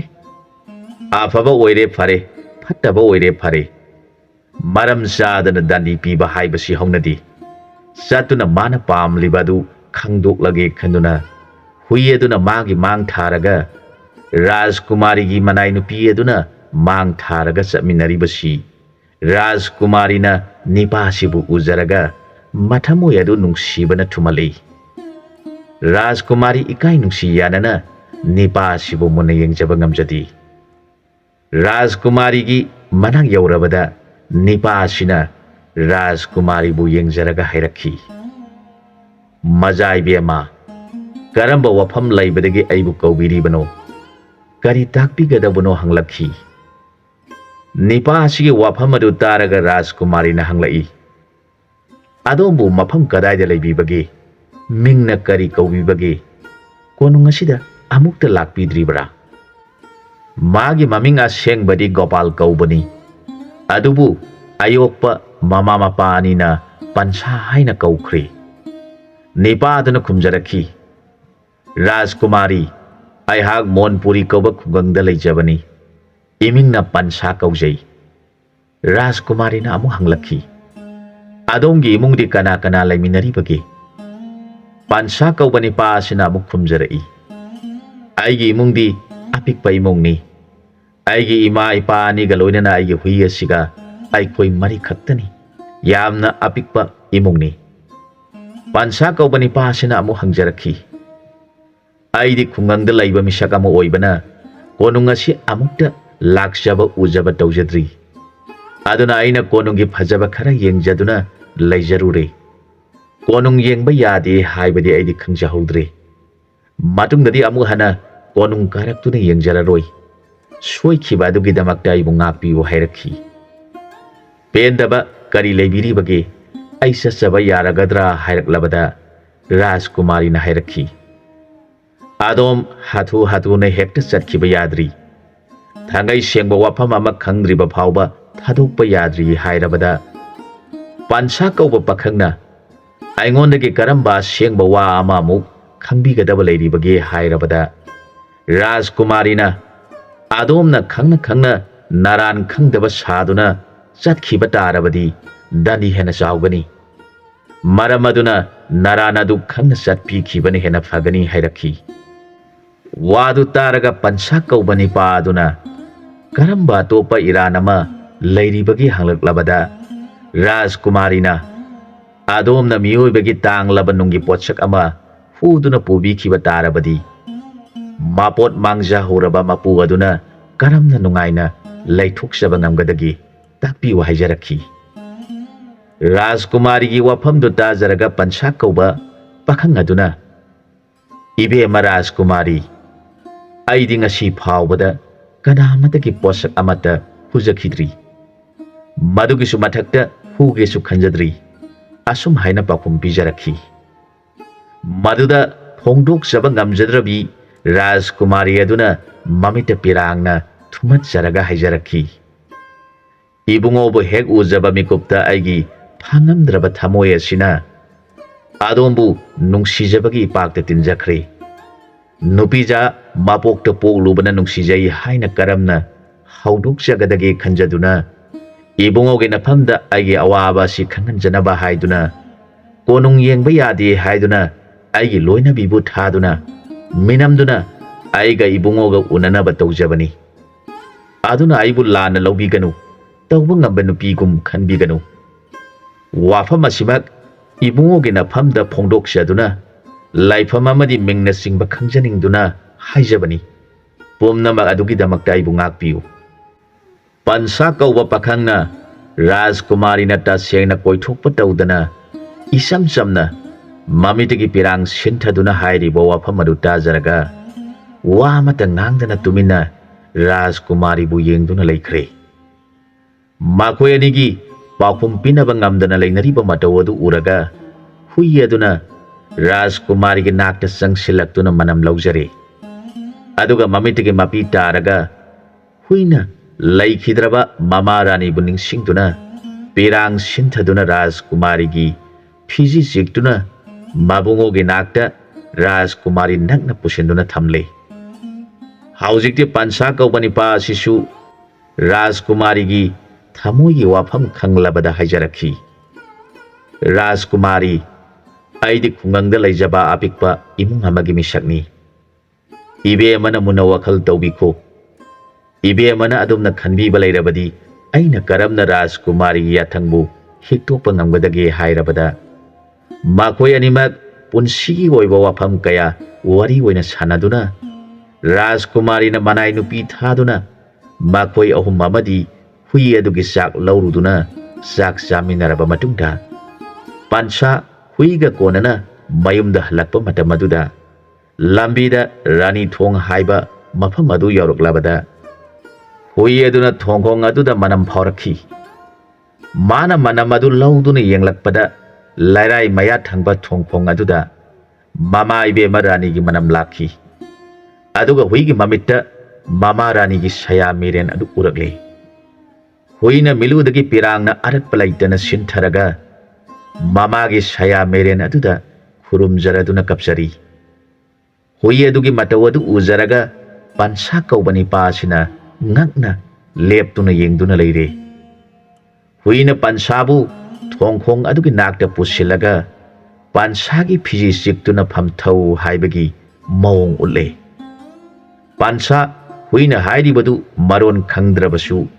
ꯃꯥꯒꯤ ꯏꯪꯒꯤꯠ ꯑꯗꯨꯒꯤ ꯃꯇꯨꯡ ꯏꯟꯅ ꯐꯝꯊꯔꯦ꯫ ꯍꯨꯏꯅ ꯃꯥꯒꯤ ꯃꯤꯂꯨ ꯑꯅꯤꯗ ꯄꯤꯔꯥꯡꯅ ꯄꯨꯝꯆꯣꯠ ꯆꯣꯠꯅ ꯁꯤꯟꯊꯔꯒ ꯃꯃꯥꯕꯨ ꯈꯨꯔꯨꯝꯖꯔꯛꯈꯤ꯫ ꯍꯥꯏ ꯃꯥ ꯏꯕꯦꯝꯃ, ꯅꯅꯥꯏ ꯇꯥꯎꯕ ꯍꯨꯏꯒꯤ ꯃꯄꯣꯛꯇ ꯄꯣꯛꯂꯨꯔꯕ ꯑꯩꯕꯨ ꯏꯃꯥ ꯅꯍꯥꯛꯅ ꯅꯆꯥꯃꯛꯅꯤ ꯈꯟꯕꯤꯗꯨꯅ ꯌꯣꯛꯄꯤꯔꯛꯄ꯫ ꯂꯥꯏꯕꯛ ꯊꯤꯔꯕ ꯅꯆꯥ ꯑꯩꯅ ꯉꯁꯤ ꯐꯥꯎꯕ ꯏꯃꯥ ꯅꯪꯕꯨ ꯀꯥꯎꯖꯗ꯭ꯔꯤ꯫ ꯍꯧꯖꯤꯛꯇꯤ ꯂꯥꯏꯕꯛ ꯐꯕꯗꯒꯤ ꯇꯣꯜꯂꯕ ꯅꯆꯥ ꯑꯩꯉꯣꯟꯗ ꯏꯃꯥꯅ ꯀ꯭ꯔꯤꯄꯥ ꯄꯤꯕꯤꯗꯨꯅ ꯏꯃꯥꯒꯤ ꯅꯁꯛ ꯎꯍꯟꯕꯤꯗꯨꯅ ꯑꯩꯒꯤ ꯊꯃꯣꯏꯗ ꯀꯥꯎꯕ ꯉꯝꯗ꯭ꯔꯕ ꯃꯩꯆꯥꯛ ꯑꯁꯤ ꯏꯃꯥꯒꯤ ꯂꯃꯟ ꯁꯤꯡꯖꯔꯒ ꯅꯆꯥ ꯁꯥꯒꯤ ꯃꯄꯣꯛꯇ ꯄꯣꯛꯂꯨꯔꯕ ꯑꯩꯁꯨ ꯏꯃꯥꯒꯤ ꯅꯇꯨꯡ ꯏꯟꯖꯔꯛꯄ ꯉꯝꯕ ꯑꯣꯏꯍꯟꯕꯤꯌꯨ ꯍꯥꯏꯗꯨꯅ ꯃꯈꯣꯡ ꯈꯨꯃꯥꯡ ꯑꯅꯤꯗꯨ ꯊꯥꯡꯒꯠꯇꯨꯅ ꯈꯨꯔꯨꯝꯖꯔꯛꯈꯤ꯫ ꯍꯨꯏꯒꯤ ꯃꯇꯧ ꯑꯗꯨ ꯎꯖꯔꯒ ꯄꯟꯁꯥ ꯀꯧꯕ ꯄꯥꯈꯪꯅ ꯍꯨꯏ ꯑꯗꯨꯒꯤ ꯃꯇꯨꯡ ꯏꯟꯗꯨꯅ ꯃꯍꯥꯛꯁꯨ ꯃꯈꯨꯠ ꯑꯅꯤ ꯂꯣꯟꯅꯗꯨꯅ ꯈꯨꯔꯨꯝꯖꯔꯛꯂꯦ꯫ ꯍꯨꯏ ꯑꯗꯨ ꯃꯃꯥꯕꯨ ꯌꯦꯡꯂꯗꯨꯅ ꯂꯩꯔꯦ꯫ ꯃꯗꯨꯗ ꯍꯨꯏ ꯑꯗꯨꯗ ꯃꯃꯥ ꯔꯥꯅꯤꯅ ꯆꯪꯁꯤꯜꯂꯛꯇꯨꯅ ꯃꯥꯒꯤ ꯁꯌꯥ ꯃꯤꯔꯦꯟꯒꯤ ꯈꯨꯠ ꯑꯗꯨꯅ ꯅꯥꯟꯕꯤꯔꯒ ꯏꯃꯥꯒꯤ ꯏꯕꯨꯡꯉꯣ ꯅꯨꯡꯁꯤꯕ ꯑꯅꯤ, ꯏꯃꯥꯗꯤ ꯆꯨꯔꯥꯟ ꯊꯥꯕꯅ ꯐꯥꯗꯨꯅ ꯊꯣꯡ ꯑꯁꯤꯒꯤ ꯃꯈꯥꯗ ꯂꯩꯔꯦ꯫ ꯑꯗꯨꯅ ꯏꯃꯥꯒꯤ ꯊꯃꯣꯏ ꯑꯁꯤꯅ ꯏꯆꯥ ꯑꯅꯤꯅ ꯅꯃꯥꯏꯕꯨ ꯎꯔꯛꯇ꯭ꯔꯕ ꯃꯇꯝꯗ ꯀꯔꯝ ꯇꯧꯔꯝꯒꯗꯒꯦ ꯈꯜꯂꯨꯕꯗ ꯅꯃꯥꯏꯍꯥꯛ ꯉꯁꯤ ꯐꯥꯎꯕ ꯁꯔꯒ ꯌꯧꯕ ꯉꯝꯗꯅ ꯂꯩꯔꯤꯕꯅꯤ꯫ ꯑꯗꯨꯕꯨ ꯅꯨꯃꯤꯠꯅ ꯊꯥꯅ ꯄꯥꯜꯂꯤꯕ ꯃꯈꯩ ꯅꯃꯥꯏꯒꯤ ꯃꯤꯡꯗꯤ ꯊꯣꯡ ꯑꯁꯤꯅ ꯂꯩꯔꯤꯕ ꯃꯈꯩ ꯂꯩꯍꯧꯔꯒꯅꯤ꯫ ꯉꯁꯤꯗꯤ ꯅꯃꯥꯏꯍꯥꯛ ꯏꯆꯥ ꯑꯅꯤꯗꯨꯕꯨ ꯀꯔꯝ ꯇꯧꯔꯝꯒꯗꯒꯦ ꯈꯟꯗꯨꯅ ꯋꯥꯅ ꯂꯩꯔꯛꯄꯅꯤ꯫ ꯑꯗꯨꯕꯨ ꯂꯥꯏꯕꯛ ꯐꯕꯗꯒꯤ ꯏꯆꯥ ꯑꯅꯤꯒꯤ ꯅꯨꯡꯁꯤꯕ ꯁꯛꯇꯝꯁꯤꯡ ꯎꯖꯕꯗ ꯏꯃꯥꯒꯤ ꯊꯃꯣꯏ ꯅꯨꯡꯉꯥꯏꯖꯔꯦ꯫ ꯅꯃꯥꯗꯤ ꯉꯁꯤꯗꯒꯤ ꯂꯩꯔꯝꯂꯦꯟꯗ ꯇꯤꯟꯈ꯭ꯔꯒꯦ꯫ ꯅꯈꯣꯏ ꯑꯅꯤꯗꯤ ꯃꯇꯝ ꯁꯥꯡꯅ ꯃꯄꯨꯒꯤ ꯁꯦꯕꯥ ꯇꯧꯔꯛꯈꯣ ꯍꯥꯏꯔꯝꯂꯒ ꯃꯃꯥ ꯔꯥꯅꯤꯒꯤ ꯁꯌꯥ ꯃꯩꯔꯦꯟ ꯑꯗꯨ ꯃꯥꯡꯊꯣꯛꯈ꯭ꯔꯦ꯫ ꯍꯨꯏ ꯑꯗꯨ ꯀꯞꯄ ꯌꯥꯕ ꯀꯞꯂꯕ ꯃꯇꯨꯡꯗ ꯃꯕꯨꯡꯉꯣꯕꯨ ꯄꯨꯔꯗꯨꯅ ꯃꯌꯨꯝ ꯇꯥꯅ ꯆꯠꯃꯤꯟꯅꯔꯛꯂꯦ꯫ ꯑꯁꯣꯝꯗꯅ ꯃꯄꯥ ꯃꯃꯥ ꯑꯅꯤꯅ ꯃꯈꯣꯏ ꯑꯅꯤꯕꯨ ꯀꯗꯥꯏ ꯇꯥꯅ ꯆꯠꯈ꯭ꯔꯕꯅꯣ, ꯅꯨꯃꯤꯠ ꯇꯥꯔꯒꯗꯕ ꯃꯇꯝ ꯑꯁꯤ ꯐꯥꯎꯕ ꯍꯟꯖꯤꯜꯂꯛꯇ꯭ꯔꯤꯕ ꯑꯁꯤꯕꯨ ꯈꯟꯗꯨꯅ ꯋꯥꯅ ꯉꯥꯏꯗꯨꯅ ꯂꯩ꯫ ꯃꯈꯣꯏ ꯑꯅꯤ ꯌꯨꯝ ꯌꯧꯔꯛꯂꯕꯗ ꯃꯄꯥ ꯃꯃꯥ ꯑꯅꯤꯅ, ꯏꯆꯥꯁꯥ, ꯅꯈꯣꯏꯕꯨ ꯀꯗꯥꯏ ꯌꯧꯅ ꯆꯠꯂꯨꯗꯨꯅ ꯅꯨꯃꯤꯠ ꯇꯥꯔꯒꯗꯧꯕ ꯃꯇꯝ ꯑꯁꯤꯗ ꯍꯜꯂꯛꯂꯤꯕꯅꯣ? ꯆꯥꯛꯅ ꯀꯗꯥꯏꯗ ꯆꯥꯔꯛꯄꯒꯦ ꯍꯪꯂꯛꯂꯕꯗ ꯄꯟꯁꯥ ꯀꯧꯕ ꯃꯆꯥꯅꯤꯄꯥ ꯑꯗꯨꯅ, ꯏꯃꯥ ꯄꯥꯕ, ꯉꯁꯤꯗꯤ ꯑꯩꯈꯣꯏ ꯑꯅꯤ ꯑꯁꯨꯝ ꯆꯠꯄꯗꯒꯤ ꯅꯤꯡꯊꯧ ꯀꯣꯅꯨꯡ ꯌꯧꯔꯨꯔꯦ꯫ ꯑꯗꯨꯗꯒꯤ ꯑꯃꯨꯛ ꯀꯣꯏꯅ ꯇꯨꯔꯦꯟ ꯃꯄꯥꯟꯗ ꯂꯥꯛꯄꯗ ꯔꯥꯅꯤꯊꯣꯡ ꯑꯃꯨꯛ ꯌꯦꯡꯂꯛꯈꯤ꯫ ꯄꯥꯕ ꯏꯃꯥ, ꯔꯥꯅꯤꯊꯣꯡ ꯍꯥꯏꯔꯤꯕ ꯑꯁꯤꯕꯨ ꯀꯔꯝꯅ ꯊꯣꯟꯈꯤꯕꯅꯣ? ꯃꯍꯥꯔꯥꯅꯤꯅ ꯁꯥꯈꯤꯕ ꯊꯣꯡ ꯑꯣꯏꯔꯕ꯭ꯔꯥ ꯅꯠꯇ꯭ꯔꯒ ꯀꯔꯝꯅ ꯊꯣꯟꯈꯤꯕꯅꯣ ꯍꯪꯖꯔꯛꯈꯤ꯫ ꯃꯆꯥ ꯄꯟꯁꯥꯒꯤ ꯋꯥꯗꯨ ꯇꯥꯔꯕꯗ ꯃꯄꯥꯗꯨꯅ, ꯏꯕꯨꯡꯉꯣ, ꯊꯣꯡ ꯑꯗꯨꯒꯤ ꯋꯥꯔꯤ ꯑꯗꯨ ꯃꯇꯝ ꯑꯗꯨꯗ ꯃꯤꯅ ꯉꯥꯡꯅꯕꯗ ꯅꯤꯡꯊꯧꯅ ꯇꯨꯔꯦꯟ ꯑꯗꯨ ꯃꯤꯌꯥꯝꯅ ꯂꯥꯟꯊꯣꯛ ꯂꯥꯟꯁꯤꯟ ꯌꯥꯅꯅꯕ ꯍꯥꯏꯗꯨꯅ ꯊꯣꯡꯈꯣꯡ ꯍꯩꯕ ꯍꯧꯔꯛꯄꯗ ꯍꯦꯛꯇ ꯅꯤꯡꯈꯥꯏꯗꯨꯅ ꯁꯥꯕ ꯉꯝꯗ꯭ꯔꯕꯗ ꯅꯤꯡꯊꯧ ꯑꯁꯤꯒꯤ ꯃꯄꯨꯛꯅꯤꯡ ꯌꯥꯝꯅ ꯋꯥꯔꯝꯃꯤ꯫ ꯂꯩꯕꯥꯛꯀꯤ ꯃꯥꯏꯕ ꯃꯥꯏꯕꯤꯁꯤꯡ ꯀꯧꯈꯠꯇꯨꯅ ꯌꯦꯡꯍꯜꯂꯕꯗ ꯇꯥꯏꯕꯪ ꯃꯤ ꯑꯃ ꯍꯥꯞꯇ꯭ꯔꯕꯗꯤ ꯌꯥꯔꯔꯣꯏ ꯍꯥꯏꯔꯕꯗ ꯅꯤꯡꯊꯧꯒꯤ ꯄꯨꯛꯅꯤꯡꯗ ꯃꯇꯧ ꯀꯔꯝꯅ ꯃꯤꯕꯨ ꯊꯣꯡ ꯁꯥꯕꯗ ꯍꯥꯞꯀꯗꯒꯦ ꯈꯟꯗꯨꯅ ꯋꯥꯅ ꯂꯩꯔꯕꯗ ꯅꯤꯡꯊꯧꯒꯤ ꯃꯅꯥꯏ ꯆꯨꯔꯥꯟ ꯊꯥꯕ ꯃꯥꯙꯣꯞ ꯀꯧꯕ ꯑꯗꯨꯅ ꯅꯤꯡꯊꯧꯒꯤ ꯃꯐꯝꯗ ꯅꯅꯥꯏ ꯑꯩꯅ ꯃꯤ ꯐꯥꯕꯒꯤ ꯊꯕꯛ ꯑꯗꯨ ꯇꯧꯖꯔꯒꯦ ꯍꯥꯏꯔꯛꯂꯕꯗ ꯅꯤꯡꯊꯧꯅ, ꯃꯥꯙꯣꯞ, ꯃꯁꯤꯕꯨ ꯆꯨꯝꯒꯗ꯭ꯔꯅꯦ? ꯉꯝꯃꯤ ꯍꯥꯏꯗꯨꯅ ꯃꯤ ꯑꯃꯕꯨ ꯃꯇꯧ ꯀꯔꯝꯅ ꯊꯣꯡꯈꯣꯡ ꯍꯩꯕꯗ ꯌꯥꯎꯍꯟꯒꯗꯧꯔꯤꯕꯅꯣ ꯍꯥꯏꯅ ꯑꯋꯥꯕ ꯋꯥꯈꯜꯅ ꯍꯥꯏꯔꯕꯗ ꯃꯥꯙꯣꯞ ꯀꯧꯕ ꯆꯨꯔꯥꯟ ꯊꯥꯕꯒꯤ ꯂꯨꯆꯤꯡꯕ ꯑꯗꯨꯅ ꯅꯤꯡꯊꯧꯗ ꯃꯗꯨꯒꯤ ꯑꯐ ꯐꯠꯇꯒꯤ ꯗꯣꯁ ꯑꯗꯨ ꯃꯥꯅ ꯄꯨꯖꯒꯅꯤ, ꯏꯅꯤꯡꯊꯧꯅ ꯊꯣꯏꯅ ꯋꯥꯕꯤꯒꯅꯨ ꯍꯥꯏꯔꯕꯗ ꯅꯤꯡꯊꯧꯅ, ꯐꯔꯦ, ꯃꯗꯨ ꯄꯨꯝꯅꯃꯛ ꯅꯪꯒꯤ ꯅꯊꯧ ꯑꯣꯏꯖꯈ꯭ꯔꯣ, ꯑꯩꯕꯨ ꯑꯃꯨꯛ ꯃꯔꯝ ꯑꯗꯨꯒꯤꯗꯃꯛꯇ ꯌꯥꯎꯍꯜꯂꯒꯅꯨ ꯍꯥꯏꯗꯨꯅ ꯃꯥꯙꯣꯞ ꯀꯧꯕ ꯆꯨꯔꯥꯟ ꯊꯥꯕ ꯃꯀꯣꯛ ꯑꯗꯨꯅ ꯅꯨꯄꯤ ꯑꯃ ꯐꯥꯗꯨꯅ ꯊꯣꯡꯈꯣꯡ ꯍꯩꯕꯗ ꯌꯥꯎꯍꯟꯈꯤ ꯍꯥꯏ꯫ ꯑꯗꯨꯒꯤ ꯃꯇꯨꯡꯗꯒꯤꯗꯤ ꯊꯣꯡ ꯁꯥꯕꯗ ꯑꯄꯟꯕ ꯂꯩꯈꯤꯗ꯭ꯔꯦ꯫ ꯍꯥꯞꯈꯤꯕ ꯅꯨꯄꯤ ꯑꯗꯨ ꯔꯥꯅꯤ ꯀꯧꯕ ꯑꯣꯏꯔ ꯃꯥꯜꯂꯦ꯫ aduna magi maming lauduna Rani Thong haina khangnakribani hairakhi. Wadu taraga pansa kaubani pa sina ngasai hui aduna lairai mayada lairiba thongphong aduda kaptuna mamita mapita na khurumkhiba adu ningsinglaktuna mamitagi pirang sintheraduna mama adubu ningsinglakhi. Aigi hui asina thongkhong aduda khurumduna kapkhiba aibusu khurum hankibadu ima adu mana soidana uramgani maramaduna mana khurumduna kaplibani khankhi. Pansana mamitigi mapita aribadu uraga mapa aduna kari taure ibungo nangna wari asi taraga kaplibadi hanglaklabada pansana mapa yenglaga hairakhi. Aina kaplibasi atay amagi nati ngami haiduna nupi adubu thongkhonggi komda hingna hapkhibadu nupi aduna khalamgadaba wakhal adu ningsinglaga aigi thamoi asi nungsiraktuna kapsabani khumjarakhi. Masagi wadu taraga mapa adu thoina makha takhidri. Numidang adu hui adu su mama Rani urubadagi mama bu ningsingduna tumba yadana mamitagi mapi sintharaduna tuminna kaptuna saba thakpa changdana leikhi. Mana khankhi aikhoigi ima adu ningthaugi manai singna phaduna thong sabada hapkhiduna imana yumda halaktrabada macha oiriba aikhoi anina kayada thamoi kaina leiruraba ima aduna makhoi mayamna phaba matamaduda khalamgadaba magi wakhaladu shagi mapokta pungduraba aina karamna khangduna leigadoribano. Aidi shagi mapokta poktuna asiba thawai aduga unajaba phangjahore. Adubu aigi nungsijaraba marup asidi asibagi thawai adu ujaba phangdabanina karisu khangjaramloi. Aina miron thoktuna magi maphamda takadaubasu laibak thiba sagi mapokta poklobana aigi marupki maphamda haijabasu ngamjadre. Onthokna tona sagi mapokta poklobana ima magi asengba waridu sengna haijaba ngamjadre. Asum khanduna ahing aduma kari amata chadana kaptuna leirabada mama Rani aduna uraduna macha sakna yoksaram laba hui adugi manakta asiba magi saya merena laktuna hui adugi masada makhutna nanbiduna hingna kaplaga hairakhi. Imagi bungo nungsiba nahangna namaigi khanbada ahing asima karisu chadana namaibu ningsingduna kaptuna leiribadu nama oibi aina ujaraga lairai pakta leithokchaba ngamdaduna nama aihak nungsiba isagi nakta laklabani. Ibungo isadi naraibak phabanina tawbo hui oina pokluduna asiba namaigi saya merenbu ujaba phangledo. Aduga nangi marup maraibak thiraba angang oiringaidagi awabagi sarukna magi saruk oiduna hingjaraklaba mahakti ngasi phawba namaigi wakhalna lamungna hingjariba magi maphamdadi imana chatuna unaba yadabanina wana thamoi pujaba ngamdana leiriba magi matau yengjaba ngamdrabani. Asum hairaga Rani gi sikraba thawai aduna hui adubu konbiraga kaptuna ahing aduma lenminari. Aduga magi marup pansa kauba asisu hui aduna Rani thong adu lanthokke tawbada huina thong adugi mathakta lanthokumsi haibagi mawongda magi phiji chiktuna chingthoklaga koina lakhibadu ningsinglaga mapa aduna Rani thonggi maramda wari likhibadu ningsinglaga thongda hapkhriba Rani kaubi nupi adu mamani haiba khangki. Adu moinamak mapungda khanjarabasu machindari thokidi. Mahaksu mama aduda ima aihak chak chaba thenglaktuna chak chaningdre haiduna ahing adu kari chadana phamung changkhrabada tumba yakhidre. Mama adu ningsingduna mama aduna wana makhoibu ningsingduna suran thabagi makhuttagi nanthokchabadi ngamjadana mathamoi changna leiranggadaba adu ningsinglaga mathamoi puba ngamjadana miludagi pirangna molang tangkhai sona ahing aduma wana khangki. Mahag haujing matau karamna mama hatkibasing adu hatuna laman singadagi khanba horakle. Mana khali paliba ningthau asimakti thoina kaidi haina ꯏꯄꯥꯅ ꯇꯥꯛꯄꯤꯕꯗꯒꯤ ꯈꯪꯂꯤ꯫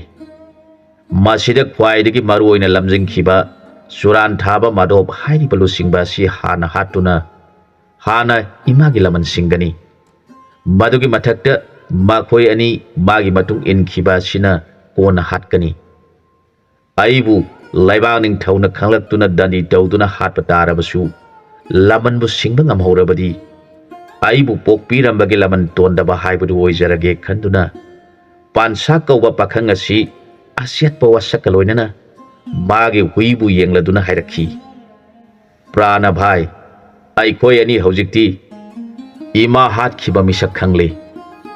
ꯑꯗꯨꯅ ꯂꯃꯟ ꯁꯤꯡꯅꯕ ꯊꯧꯔꯥꯡ ꯇꯧꯔꯁꯤ꯫ ꯑꯩꯈꯣꯏ ꯑꯅꯤ ꯏꯃꯥ ꯑꯗꯨꯅ ꯃꯤꯒꯤ ꯁꯤꯜꯂꯪꯗꯨꯅ ꯍꯤꯡꯅꯕ ꯍꯣꯠꯅꯖꯔꯝꯕꯅꯤ꯫ ꯑꯗꯨꯕꯨ ꯏꯃꯥ ꯃꯥꯕꯨ ꯐꯠꯇ꯭ꯔꯕ ꯃꯤꯅꯨꯡꯁꯤ ꯈꯪꯗ꯭ꯔꯕ ꯃꯤ ꯈꯔꯅ ꯊꯣꯡ ꯁꯥꯕꯗ ꯍꯥꯞꯈꯤꯗꯨꯅ ꯍꯜꯂꯛꯇ꯭ꯔꯕꯗ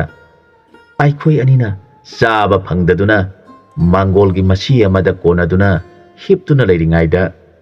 ꯏꯄꯥ ꯑꯣꯏꯔꯤꯕ ꯑꯁꯤꯅ ꯃꯩ ꯂꯧꯕ ꯂꯥꯛꯄꯗ ꯊꯦꯡꯅꯗꯨꯅ ꯑꯩꯈꯣꯏ ꯑꯅꯤꯕꯨ ꯑꯃꯨꯛ ꯍꯟꯅ ꯏꯄꯥ ꯏꯃꯥ ꯑꯅꯤ ꯑꯁꯤꯅ ꯃꯆꯥ ꯁꯛꯅ ꯌꯣꯛꯄꯤꯗꯨꯅ ꯍꯤꯡꯖꯔꯛꯂꯕ ꯑꯩꯈꯣꯏ ꯑꯅꯤꯅꯤ꯫ ꯑꯗꯨꯅ ꯍꯧꯖꯤꯛ ꯑꯩꯈꯣꯏ ꯑꯅꯤꯅ ꯇꯧꯒꯗꯕ ꯊꯕꯛ ꯍꯥꯏꯕꯕꯨ ꯑꯍꯥꯟꯕꯗ ꯏꯃꯥꯕꯨ ꯍꯥꯠꯈꯤꯕ ꯃꯈꯣꯏ ꯑꯍꯨꯝꯕꯨ ꯍꯥꯠꯇꯨꯅ ꯂꯃꯟ ꯁꯤꯡꯕ, ꯃꯗꯨꯗ ꯑꯩꯈꯣꯏ ꯑꯅꯤ ꯍꯤꯡꯍꯧꯕ ꯇꯥꯔꯕꯗꯤ ꯌꯣꯛꯄꯤꯔꯤꯕ ꯏꯄꯥ ꯏꯃꯥ ꯑꯅꯤ ꯑꯁꯤꯒꯤ ꯁꯦꯕꯥ ꯇꯧꯗꯨꯅ ꯃꯈꯣꯏꯒꯤ ꯂꯃꯟ ꯁꯤꯡꯖꯕ ꯉꯝꯕ ꯄꯤꯅꯕꯤꯌꯨ ꯍꯥꯏꯗꯨꯅ ꯏꯁ꯭ꯋꯔꯒꯤ ꯃꯐꯝꯗ ꯅꯤꯖꯔꯒ ꯂꯩꯔꯁꯤ ꯍꯥꯏꯔꯛꯈꯤ꯫ ꯍꯨꯏ ꯑꯗꯨꯅ ꯃꯥꯗꯤ ꯈꯪꯏ ꯑꯗꯨꯒ ꯃꯥꯒꯤ ꯃꯔꯨꯞ ꯄꯥꯟꯁꯥꯗꯤ ꯑꯁꯤꯕꯒꯤ ꯊꯋꯥꯏ ꯎꯗꯕꯅꯤꯅ ꯈꯪꯂꯝꯂꯣꯏ ꯍꯥꯏꯅ ꯈꯟꯗꯨꯅ ꯃꯊ꯭ꯋꯥꯏ ꯋꯥꯅ ꯂꯩꯔꯝꯕꯗꯨ ꯃꯥꯒꯤ ꯃꯔꯨꯞ ꯃꯤ ꯑꯗꯨꯅ ꯍꯥꯏꯔꯛꯄ ꯋꯥꯐꯝ ꯑꯗꯨ ꯇꯥꯖꯔꯒ ꯀꯞꯇꯨꯅ ꯂꯩꯔꯝꯕ ꯍꯨꯏꯅ ꯍꯔꯥꯎꯅ ꯄꯥꯟꯁꯥꯒꯤ ꯃꯁꯥꯗ ꯃꯔꯩ ꯑꯗꯨꯅ ꯂꯦꯛꯂꯗꯨꯅ ꯃꯥꯒꯤ ꯃꯥꯡ ꯊꯥꯔꯒꯦ ꯈꯟꯗꯨꯅ ꯆꯠꯄ ꯍꯧꯔꯛꯂꯦ꯫ ꯍꯨꯏ ꯑꯗꯨꯒꯤ ꯃꯇꯧ ꯎꯖꯔꯒ ꯄꯥꯟꯁꯥꯅ, ꯃꯔꯨꯞ,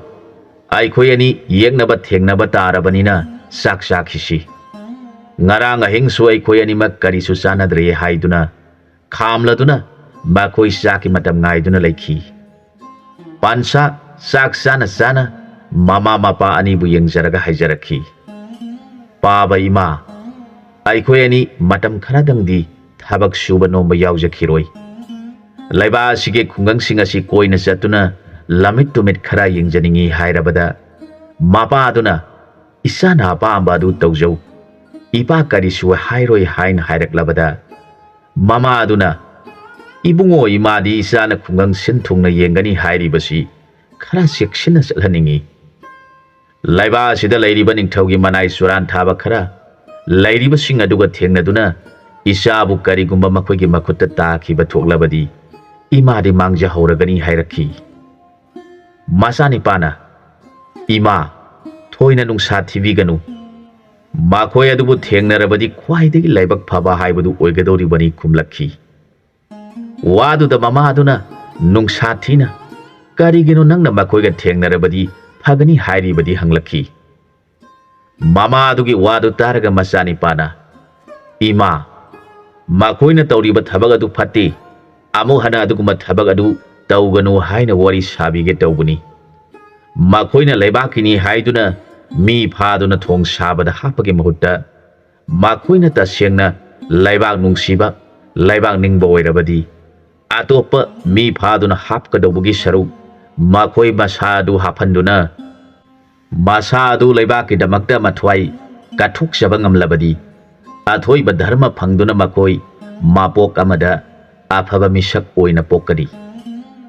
ꯃꯗꯨ ꯅꯠꯇ꯭ꯔꯕꯗꯤ ꯃꯈꯣꯏ ꯍꯟꯗꯛꯀꯤ ꯃꯄꯣꯛꯇ ꯃꯤ ꯍꯥꯠꯄ ꯑꯣꯏꯗꯨꯅ ꯂꯩꯔꯕꯅꯤꯅ ꯃꯊꯪꯒꯤ ꯃꯄꯣꯛꯇ ꯃꯈꯣꯏꯕꯨ ꯃꯤꯅ ꯍꯥꯠꯄ ꯌꯥꯕ ꯖꯤꯕ ꯑꯣꯏꯅ ꯄꯣꯛꯂꯨꯒꯅꯤ ꯍꯥꯏꯅ ꯃꯈꯣꯏꯒꯤ ꯋꯥꯈꯜ ꯑꯗꯨ ꯍꯣꯡꯗꯣꯛꯆꯅꯕ ꯋꯥꯔꯤ ꯁꯥꯕꯤꯒꯗꯧꯔꯤꯕꯅꯤ ꯍꯥꯏꯔꯛꯂꯕꯗ ꯃꯃꯥ ꯑꯗꯨꯅ, ꯃꯥꯡꯂꯦ ꯃꯥꯡꯂꯦ ꯏꯕꯨꯡꯉꯣ, ꯑꯗꯨꯝꯅ ꯇꯧꯔꯨꯔꯕꯗꯤ ꯏꯆꯥꯗꯤ ꯃꯥꯡꯖꯔꯦ꯫ ꯃꯈꯣꯏꯗꯤ ꯑꯗꯨꯒꯨꯝꯕ ꯑꯐꯕ ꯋꯥꯔꯤꯒ ꯈꯪꯕ ꯅꯠꯇꯦ꯫ ꯃꯈꯣꯏꯅ ꯄꯨꯝꯅꯃꯛꯁꯤ ꯂꯣꯏꯅ ꯉꯝꯂꯕꯅꯤ꯫ ꯑꯩꯈꯣꯏꯗꯤ ꯅꯤꯡꯊꯧꯅ ꯆꯥꯜꯂꯤꯕ ꯃꯤꯁꯛꯅꯤ ꯍꯥꯏꯗꯨꯅ ꯀꯅꯥꯕꯨꯁꯨ ꯎꯁꯤꯠꯇꯅ ꯆꯠꯂꯤꯕ ꯃꯤꯁꯛ ꯉꯥꯛꯇꯅꯤ꯫ ꯑꯗꯨꯝꯅ ꯏꯆꯥꯅ ꯍꯥꯏꯔꯨꯒꯅꯨ꯫ ꯋꯥꯍꯩꯁꯤꯡ ꯑꯁꯤ ꯃꯈꯣꯏꯒꯤ ꯃꯅꯥꯀꯣꯡꯗ ꯇꯥꯈꯤꯕ ꯊꯣꯛꯂꯕꯗꯤ ꯏꯆꯥꯕꯨ ꯃꯈꯣꯏꯅ ꯁꯤꯡꯅꯔꯛꯀꯅꯤ꯫ ꯑꯗꯨꯝ ꯇꯧꯕ ꯊꯣꯛꯂꯕꯗꯤ ꯅꯃꯥ ꯅꯄꯥ ꯑꯣꯏꯔꯤꯕ ꯇꯣꯟꯅ ꯂꯩꯖꯔꯤꯕ ꯑꯩꯈꯣꯏꯗꯤ ꯃꯥꯡꯖꯔꯦ ꯍꯥꯏꯅ mathwai wana masada hairaki masadu mamagi thamoi wajaba matawadu ujaraga karisu khumdana tumina leikhi pansha hojik sai sing saba thakpa hui aduga konana saraba matungda mana khali makhoi ne imabu phigi khawda haptuna pukhi banina makhoi busu borada haptuni singda thadaduna hatki asum khanduna bora chauba ma magi paitu da hapchinduna suriya thauba ma phirei de yeplaga hui aduga loinana makhoi bu masak khangnaba thiba horakle asumna numit khuding mana hui asiga loinana thirakpana nongmadi naha khara sanabung amada kangjai sanaduna leirami mahak sanari badu yengduna leirami matamaduda naha singaduna mihat pasuran thaba lagli aikhoina sanari basi lepkhisi hainaduna makhoi pumnamak sanabadu leplaga pansagi manakta changlaktuna koina tasinduna phamle makhoi mayamna akibagi mawongda magi manakta koina phamli badu uraga pansana inausha kari taure sanaba warabra hanglakhi maduda naha amana iyamba ada laglibani pa sini mihat pasuran thaba madop hairibani padu mahak lakpa sida aikoi punna lehaudrabadi karigumba sai thoktuna leiruba thoklabadi mana tanja saba yengduna ama phakhiba thoklabadi aikoi awaba taragani khanduna iyambagi nakta sangshinduna punna leijaribani khumlakhi wadu taraga pansana harai inausha nipa sigi miyoi mitau yengbada kalamgadaba mali magi sabana si yamna sum phiran chai yengbada akibagi masakni nakoi pumnamak mahak yoksilaktringaida punna sapminakhro iyambana mabu wari saduna inausinga yum yaudriba phawba lehauge hairakhi wadu tabada naha amana iyamba nahaksu aikhoiga punna sapmina haurasi iyambana thanda lehauba chumloi hairakhi wadu taraga pansana hairai inausha aina nakhoiga punna sapmina batarabadi mana tanarakpada khudong thiba thokpa yai aduna nakhoi punna chatkhro iyamba maga wari saduna nakhoina yum yaudriba phawba mabu wari saduna leige hairabada naha sing aduna fare iyambana adumna haibirabanina aikhoi mahak yoksilaktringaida sacha horage hairaga yamna thuna chatnakhre matamaduda pansana thausadana hui aduga loinana phamduna lei suran thabana khali mi ataidi aina lakpa ubada kinaraduna loina satkhraga nipa amadi karisu khangdabagum aibu sittana mathanta phamduna leiriba asi ngasidi khangani mabu pharaga anauba thong sabada hapkhrage khanduna panthaba dauduna nipa asige manaktamna sangsilakhi madhobke manam hek phangbaga huigi mamit anidu ashaubagi mawongda leiribadu uraga pansana hui yenglaga nahak hana shaukhiganu aikhoi anigi khudong chaba phanghauroi haiduna tuminna huida haiduna khami mag yoksilaktuна hairakhi nipa nahak kanano mi pumna mangna aibu ubada kinaduna sianai aduga nangna karisu thausadana phamduna leitho ibadi aibu sittabra hairaklabada pansana khumjarakhi aidi arapa khungangdagini kanano karino haiba khangjadi aduna mi maseni karisu tawbiroidra khanjaduna ahal oiraba paba hoigumba singa phaminaduna khangdaba wari hangjahounaba haiduna ahanbu gaijarambani hairakhi pansagi wadu taraga suran thabage asawba du khara pharaduna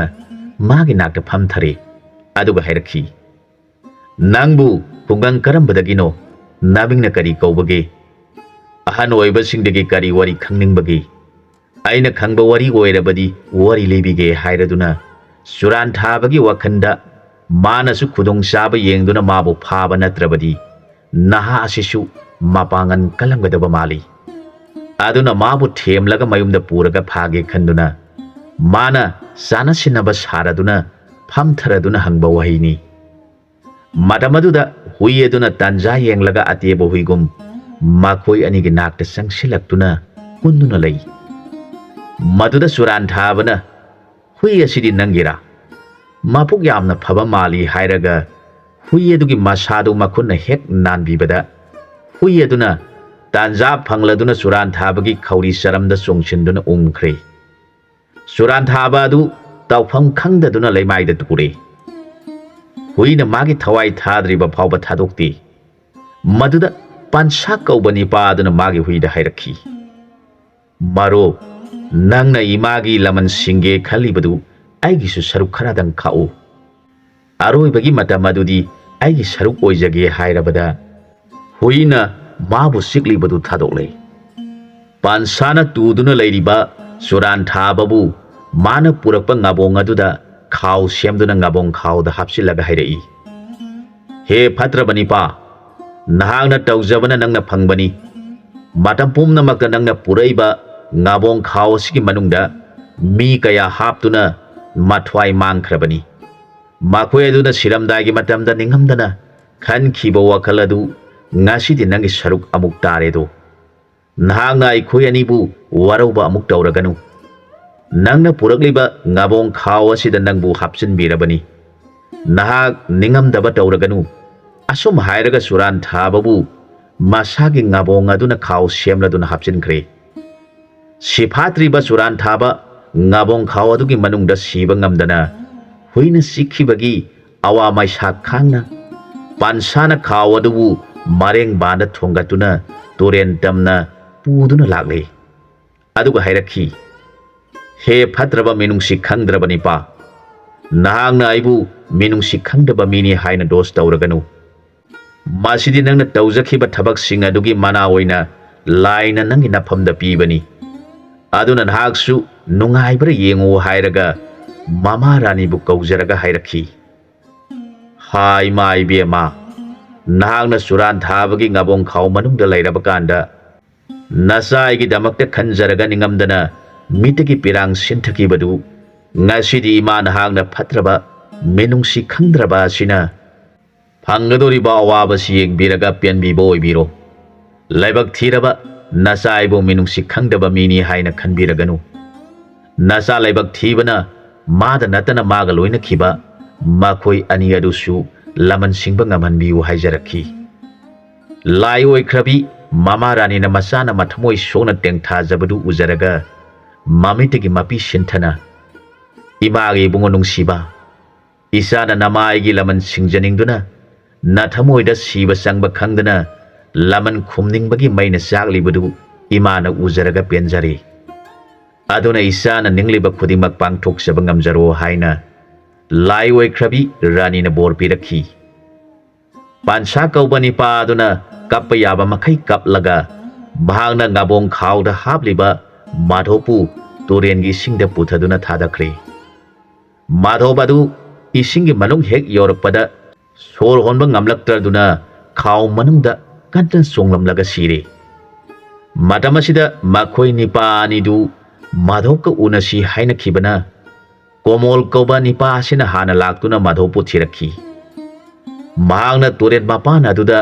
ꯅꯤꯄꯥ ꯑꯃ ꯍꯨꯏꯒ ꯀꯣꯟꯅꯅ ꯂꯩꯔꯤꯕꯗꯨ ꯎꯔꯗꯨꯅ ꯆꯪꯁꯤꯜꯂꯛꯇꯨꯅ ꯍꯪꯂꯛꯈꯤ,